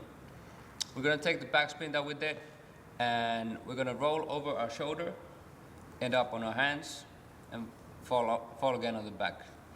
When we do it many times, it's gonna be called the continuous backspin or the windmill. And there's a couple of exercises for it. We can try the first one. We start the way that we just did. Go to the backspin, keep our feet open like this, all right? And go on the right shoulder. If I start like this, then my left foot is in the front. So the first shoulder stays there, but we go over the second shoulder, which is the right one. End up on our feet. This is the first one that we're gonna do. Go on the back. Put the feet over and get up. Show it to you again. Like this.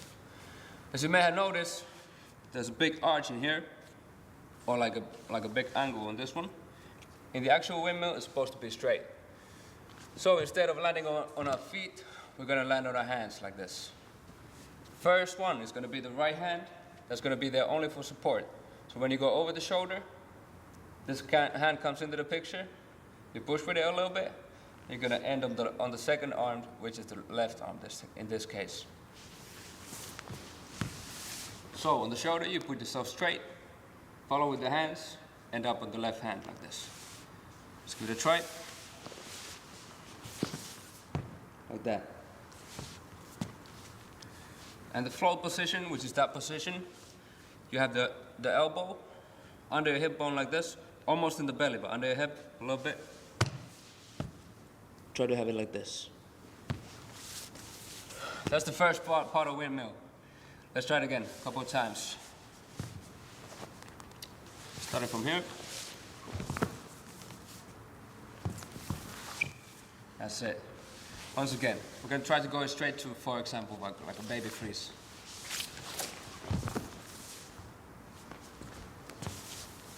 That's a nice move itself already. We're going to continue from this position. You need to fall on the back for another backspin once again. Windmills part 2.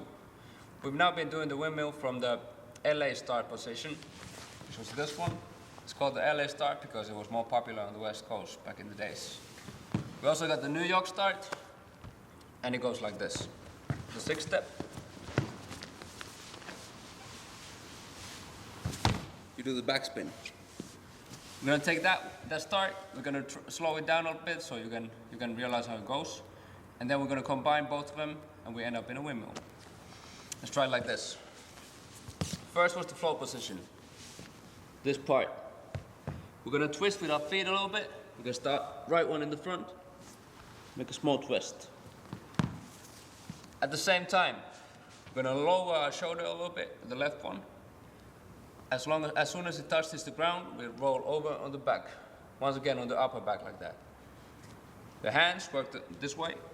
The right hand that's in the front is gonna push you. It's gonna give you more spin.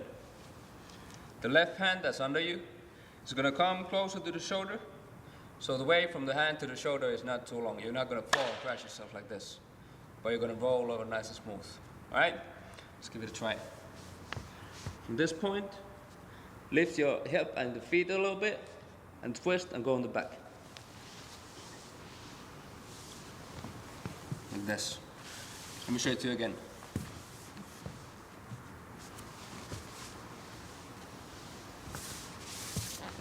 Now be careful that your fingers are not pointing that direction when you roll over the shoulder, because then you might hurt your wrist like this.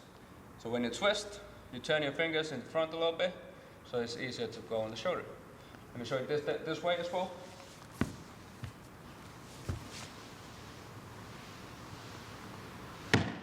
Windmill part 2.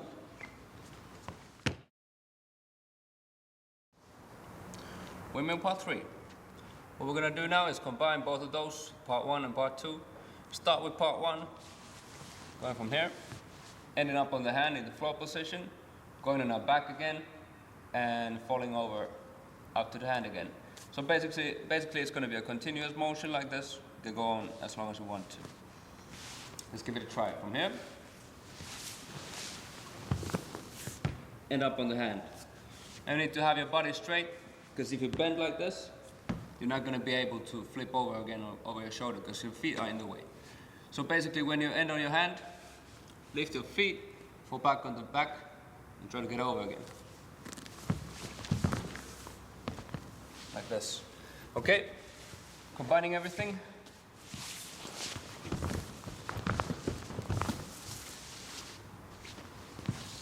It's like that. I usually have my head in the ground as well. You don't have to do it if you're afraid of your neck, but it gives it a little bit more balance like that. When you get it right, with the arms and everything, when you get more speed and more technique, you can try to get the arms off a little bit. Later on, you can try to learn different ones like the nutcracker windmill or the airplanes or whatever, Superman windmills, belly mills, all that. But you need to have the first technique really good to move forward. We should try to the beat as well. We got 2. Let's go.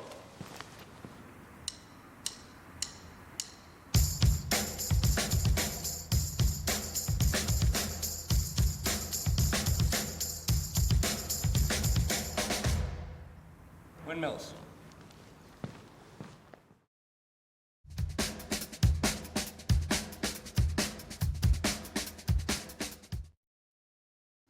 Now before we do the swipes, we have a small exercise for it. It's a move that we call monkey back in Finland, and basically you can use this move as a move of its own, but it's really nice to have just to get swipes a little bit better. So we're going to start like this.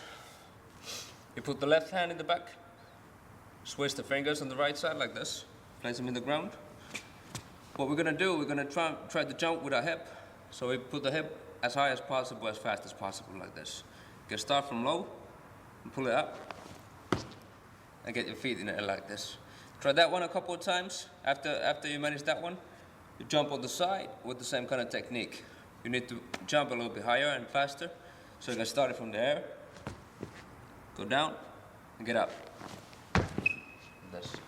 Both of your feet come in the air at the same time. Let's try the other way as well. Right hand in the back. Fingers to the right direction. Start from high, go down, and jump. That's the first part of it, and later on you can do the monkey straight away to the back, and it looks like this. That's the first part. So we take the jump from the monkey exercise, but instead of going up, we're going on the side like this. All right? We're gonna start off with switching our hands from the back. Now this is the first time we go in this position. But once again, we're not having both arms in the back at the same time. Or we switch. That's how to begin this move. After switching, you make the same bounce with your hip. We'll continue that way and have both arms on that side of the body. Try to lift both of our feet in the air at the same time. It looks like this. We switch, jump, and go over like this. Let's do it again. Switch the arms first. Put the hip in there. And have the right arm in the ground as fast as possible as well. Both feet go in the air. What happens easily when people start doing this move, they switch, go here, and land like this. Which is okay, but it's not gonna be a swipe. It's more like a cartwheel like this. All right, so both feet this time had to go in the air at the same time. It makes it a little bit harder, but that's breaking. Here we go. The other way as well. You switch, jump with the hip, put the left arm in the front, in the ground as fast as possible, and land. Both feet in the air at the same time. Now when you start, your hip is going to be low like this. It's okay. That's easier way to get more speed in the bounce. But when you know how to do this move really well, your hip is not coming down at all. It's going to stay there all the time. So you try to be as high as possible. It looks like this.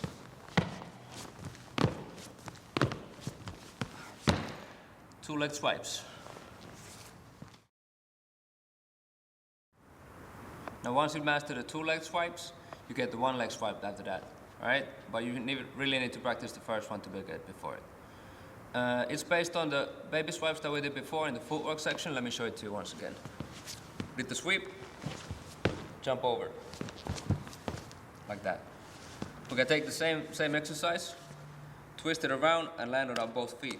But let's try to keep the hip as high as possible at the moment, alright? So we do the sweep, you jump over the straight leg and land on both feet.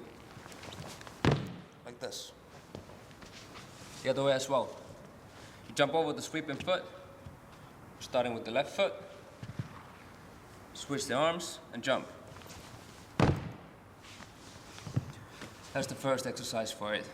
Now basically when you land, you should need to do the same one again and again and again. And later on you can keep the other foot in the air all the time. Let me show it to you once again. Do the sweep. From this position, do it again. Like this. So you're basically jumping over the straight leg all the time. You don't switch the legs like we did in the baby swipes. They stay in the same way. Alright? So once again. Do the sweep. And again. Now in the one leg swipes, you need to have your hip in the high all the time, otherwise it's gonna look lame, alright? So as high as possible. The last time, one leg swipes.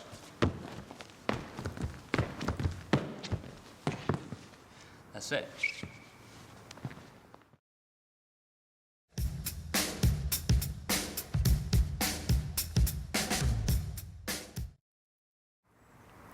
Now this move is called the turtle, and it's basically based on the exercise that we did during the windmill, which was called the float. It was basically you tuck your elbow under your body like this in the hip bone, and the other arm is on the side. Let's give it a try one more time. First the elbow, arm is in the side, you see the fingers are pointing that direction, in the arm that's under you. Put the weight over you, try to lift the legs. If you can't lift it, that's probably because you have the weight on the back like this. So you need to pull with the front arm, so it's much more light. The other way as well. Right elbow under you, fingers to the right direction, left elbow in the front like this. Weight over, lift the legs. That's the beginning. Now we have to be able to switch the arm under you. All right, we can try it with our feet in the ground first time, so it doesn't require that much strength. Starting this way. We're kind of leaning on the left side a little bit, bringing the right arm under you, switch the weight on the right arm, get the left hand in the side like this, coming back. So this is basically the motion that you're gonna do. You're gonna start like this, leaning on the side, bring under you, shift weight, and switch the hand like this. All right? That's the turtle tap when you switch your arms. Really good exercise for this one is doing the baby freeze both ways. You start, for example, this direction. Then you come in the front, switch, and do it the other way. Like this. And basically you have to have really good baby freeze before you even try this move, because baby freeze already requires a little bit of strength, and when you're switching it requires a little bit more, right? So the actual move. After you do the switch, you move the arm a little bit, pull, so it makes the whole body spin a little bit. Then switch, pull the other way, so keep on spinning like this, right? So basically walking around with your feet, with your arms. Both legs are gonna be in the air, you can spread them, and it's pretty good to bend them a little bit, so it's gonna have more balance. It's gonna look like this.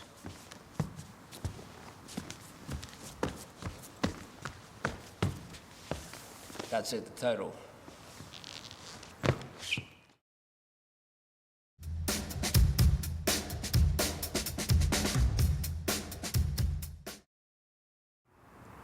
Now this move is the flare, and for me personally, it took me maybe 2 years to get this move really nice. And basically, it's a hard move. When I saw it first time, I saw some like guys from northern Finland come in a competition from, I think, '98, and they made the mini flare, which is the easier version of the flare, and I was like, wow, that's incredible. I had to learn that. So basically, I practiced hard for maybe 2 years, and little by little, I started getting it. And this is how it looks. We're gonna start with the mini flare, which goes like this. It's done straight from the 6th step. But instead of staying in the ground in the front, We're going to make 2 kicks with our palm in the ground like this. The weight is on the hand. Right leg kicks close to the head, and we're going to follow with the left. Kicks the opposite side. We're going to land on that side of the circle, right? So it goes like this. Again, like that. To me, that was way easier than the regular flare that we're going to do next. So that might be some small to start with. So the actual flare, I think I believe it's the only move that's one of the only moves that's incorporated into breaking from gymnastics, and it was done by B.boy German back in the days. So we're gonna try the regular flare, starting from the basic go down, a little bit lower actually. The start goes like this. You kick with the left foot that way. And when the right foot comes in the way, you lift it up. Like we did in the mini flare, we try to kick ourselves in the head like this. If you're not too flexible. I'm not too flexible, so I never reach. So basically I kick myself as high as possible, and that's gonna make the flare a little bit higher. The left leg is gonna come under you. Imagine these are feet. It's gonna make a kick like this. It gives you more speed like this, all right? The same kick goes up on the left side, makes a kick high, which is getting more higher again, and the right foot comes down like this to give you more speed once again. So let's make one turn. From this point, you start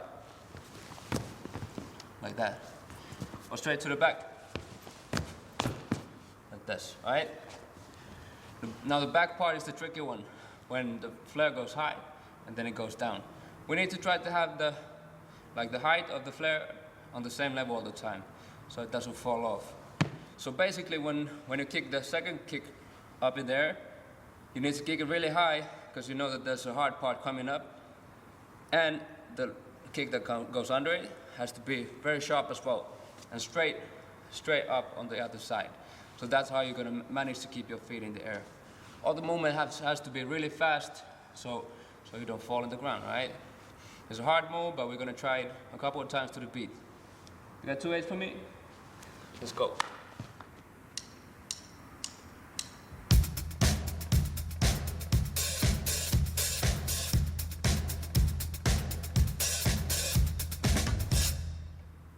Flares.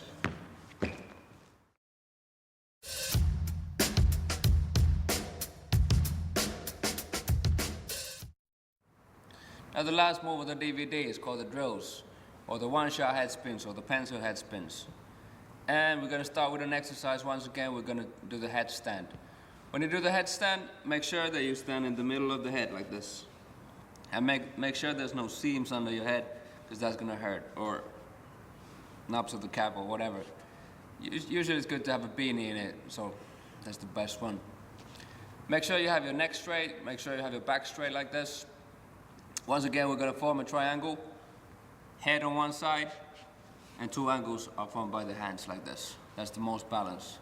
Many people, when they go on the headstand, they're going to have their hands like this. But then you're going to form a straight line that doesn't have no balance. You have to see your hands in the front, all right? Let's give it a try. Basic headstands. Head at the ground, hands at the ground. Lift your hip. And the last thing that comes up is your feet, like this. All right. Next is the speedy motion that we're gonna try to have. We're gonna start with the feet. We're gonna do the same twist as we did in the windmill. We go from the float onto our back, which is this one. We try the same motion. At the same time, you twist with your hands a little bit, push a little bit more speed from the ground. It's gonna look like this, little by little. First, only the twist with the feet, and then with the hands as well. So the twist, this one. And to emphasize with the hands, like this. Little by little, you're just gonna start from small spin, and later on, try to have your heels as close to the ceiling as possible. You're gonna be straight, so it spins faster. It looks like this.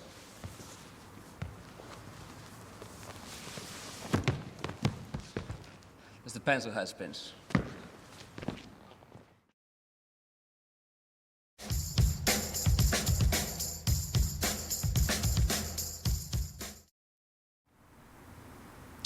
So in this section, you learn the transition from the top rock into your power moves, using the power entrance. Basically, we take the same move as we did before, the power entrance, and we had to make it a little bit different just to get to the power move. We're going to try to two moves, the windmill and the swipes. First of all, the windmill. You start the same way as we did, coming to the power entrance, go on the first hand, but instead of relying on the second hand, you pull it closer to you, shift your weight over your shoulder up to your upper back. It looks like this. Jump on the side, both hands in the ground, start leaning a little bit with the left arm. Go over your shoulder like this. Once again, on the top rock,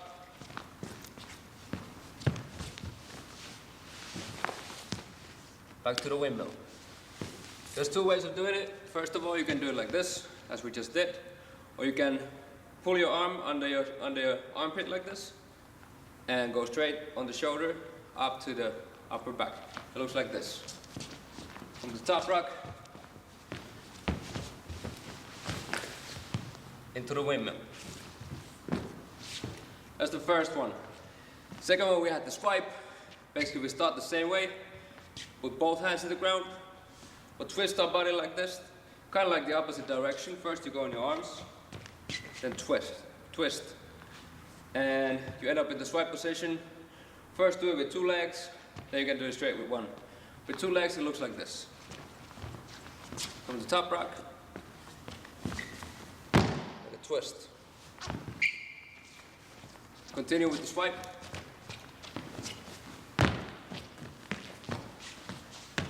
Or with one leg swipe, same thing.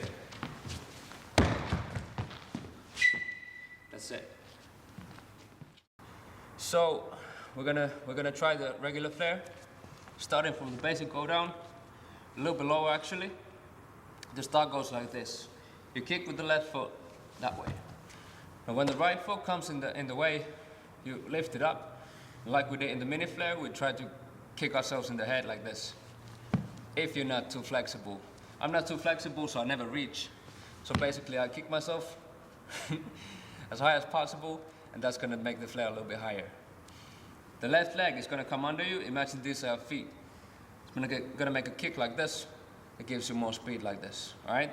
The same kick goes up on the left side, makes a kick high, which is getting more higher again, and the right foot comes down like this to give you more speed once again. So let's make one turn. From this point, you start like that. Or straight to the back, like this, all right? Now the back part is the tricky one, when the flare goes high and then it goes down. We need to try to have the height of the flare on the same level all the time, so it doesn't fall off. So basically, when you kick the second kick up in the air, you need to kick it really high, because you know that there's a hard part coming up, and the kick that goes under it has to be very sharp as well, and straight up on the other side. So that's how you're going to manage to keep your feet in the air. All the movement has to be really fast, so you don't fall on the ground, right? It's a hard move, but we're going to try it a couple of times to the beat.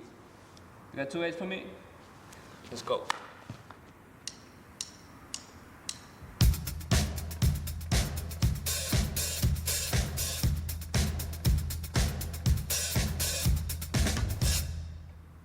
Flares.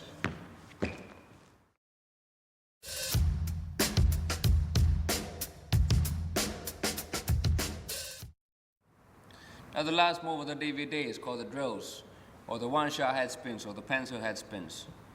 And we're going to start with an exercise once again. We're going to do the headstand.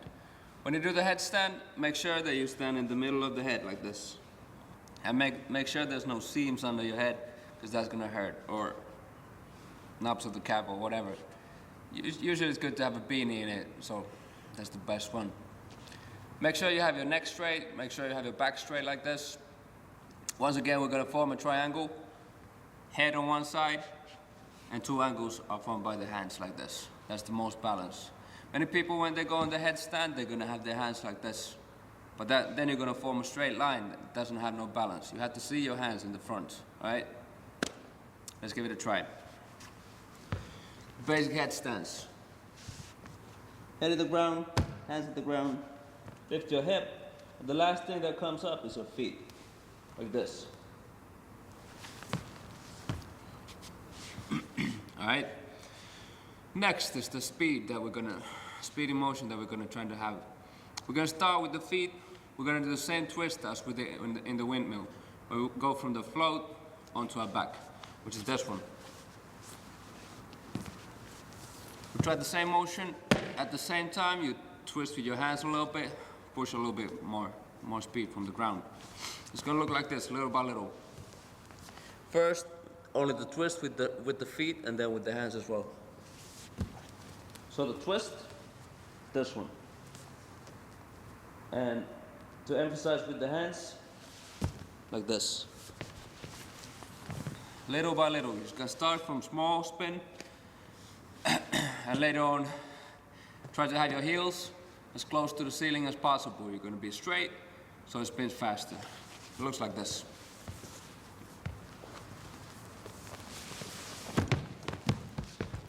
It's the pencil head spins.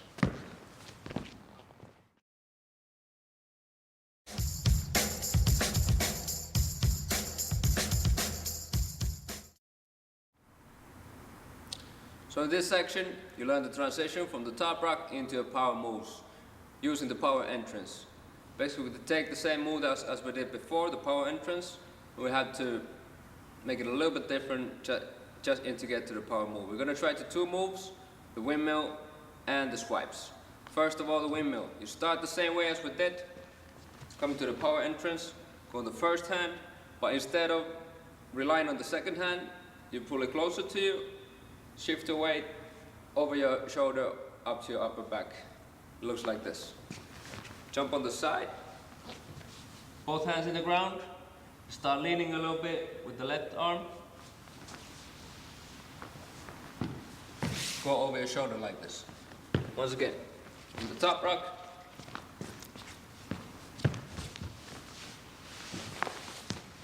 back to the windmill. There's 2 ways of doing it. First of all, you can do it like this, as we just did, or you can pull your arm under your armpit like this, and go straight on the shoulder up to the upper back. It looks like this. From the top rock into the windmill. That's the first one. Second one, we had the swipe. Basically, we start the same way, put both hands in the ground, but twist our body like this, kind of like the opposite direction. First you go on your arms, then twist. And you end up in the swipe position. First do it with 2 legs, then you can do it straight with 1. With 2 legs it looks like this. From the top rock, like a twist. Continue with the swipe.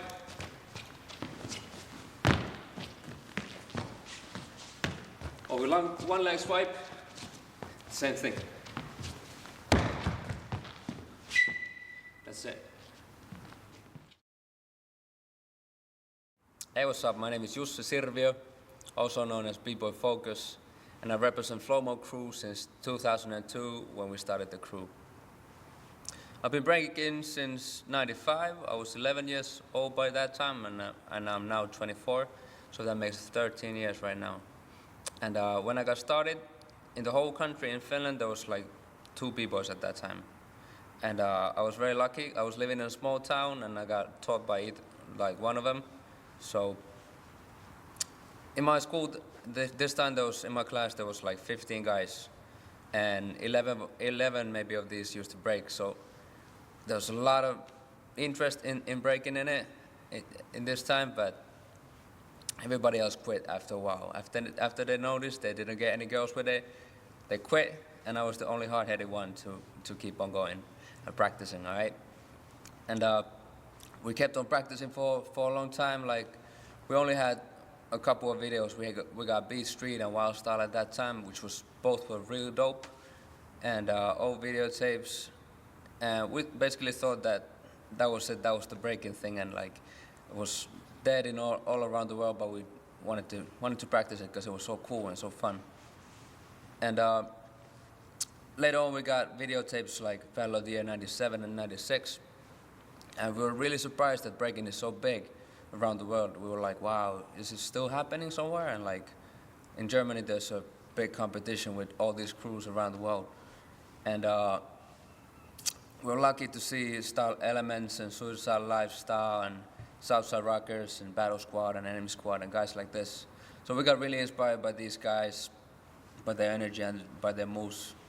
And yeah, we kept on practicing. The first jam in Finland was 99. There was some competitions early 90s and late 90s, but 99 was the first actual jam. We went there, got part of the crew battle and ended up winning the battle. So we were like, wow, this is some. And we might take it outside Finland as well. So we decided to buy a trip to Scandinavian Battle of the Year 2000. And that was a nice experience to see other B-boys outside Finland. We saw people like Moves Per Minute and Atomic B-boys and guys like this, and were really inspired by them and their experience. So we went back home and practiced a little bit more.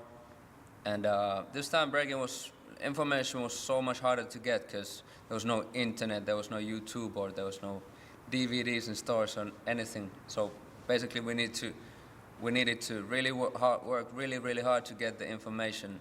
And that's why I believe like a lot of the Finnish B-boys really appreciated the information they get, so that's why they really worked on their basics real hard.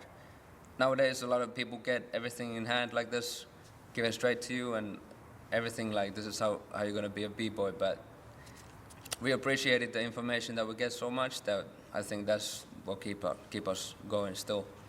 And I hope I always will have the same passion for the dance that we had back in the days, and like same student mentality. Like always, I want to be a student and to be able to learn new things. And later on, I was very lucky to meet some of the people that I've been looking up to before, and learn from people a little bit at the same time. So that means people like Powan, Ken Swift, Storm, and Maurizio, and a lot of people like this. And eventually, like, we formed our own truth, like picking up the pieces and making everything into big one piece, and like that's how we formed the truth in breaking. Like there's as many sides of the history as there's B-boys in the world, so everybody tells their own view of things. You just have to like fix everything together and make your own view of it. All right. And yeah, that's basically it. Now, always I like to give it up to the DJs as well. A lot of people like now breaking is so big. There's big stage battles and commercial works and everything. But if you look at the stage battles, there's always going to be the DJ in the background. Like without the DJs, there wouldn't be no B-boys. Like, and behind the DJs, there's the recording artists. Like James Brown was the first B-boy. So basically, always I give it up to the recording artists as well. And that's why this project has been so special to me, because I've been working with Ed, the drummer. So that's a nice experience to really, you can see the communication with the dancer and the music. All right. That's about it. Enjoy the DVD. I hope you get everything out of it. Like study everything that you see, and hopefully you manage to get a couple of new ideas out of it. All right, that's about it.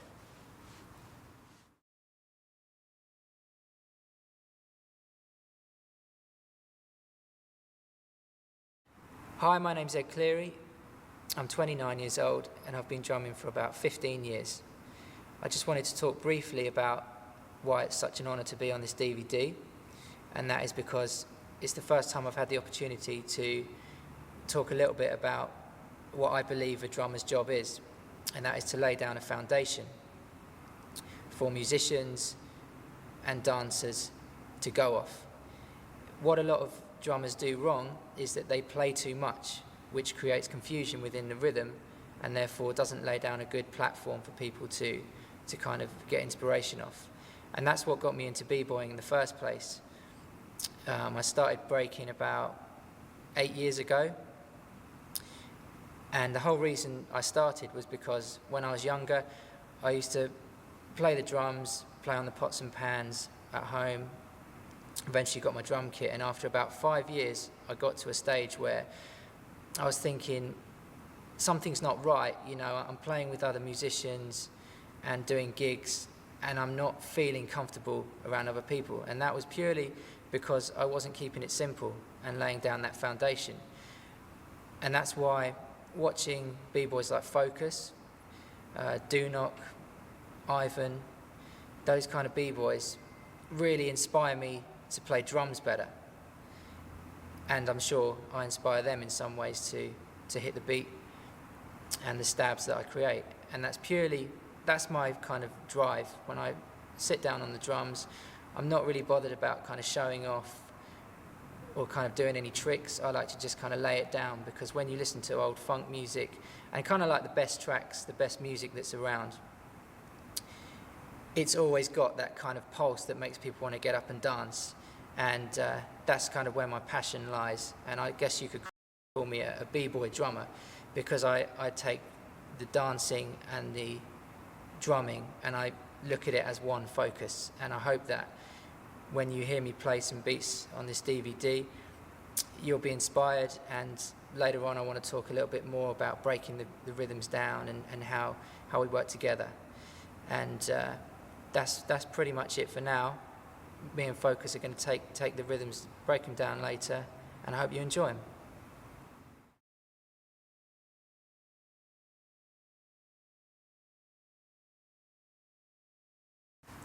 Now, since I got the chance to work with a live drummer on this one, we decided to break it down to basic rhythms just a little bit. B-boy stands to breaks. B-boy stands to funk breaks.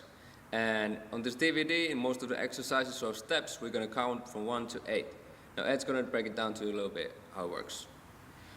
Okay, it's really simple count. If we just do it out loud, 1, 2, 3, 4, 5, 6, 7, 8. Then we repeat, we go back to the 1. If you're looking at it and listening to it when a drummer's playing, you'll notice that the accent that you're kind of listening out for, or a dancer's looking out for, is generally the snare drum. And that's on the 1, 2, 3, 4, 5, 6, 7, 8. Let's count that. I'll give you 4 in. 5, 6, 7, 8.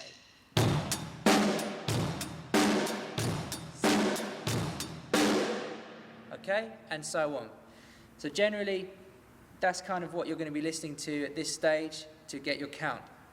If I talk about the 3 elements that I just used, that you're going to hear all the time in rhythms when you're listening to funk and hip-hop and everything else, you're really looking at these 3 here. The hi-hat, the snare drum, and the kick. Okay? And again, if you're listening to hip-hop especially, they're usually looping in 8ths, a dancer's count of 8ths, or in a musician's term, we count in 4. So you're looking at 1, 2, 3, 4, loop back to the beginning. It's exactly the same for a dancer. 1, 2, 3, 4, 5, 6, 7, 8, back to the beginning. So we're always looking at that loop. And that's pretty much it for now. Just a simple exercise just to get you into counting out loud. And hopefully you've understood that, and we'll take it further. Definitely. Let's move forward.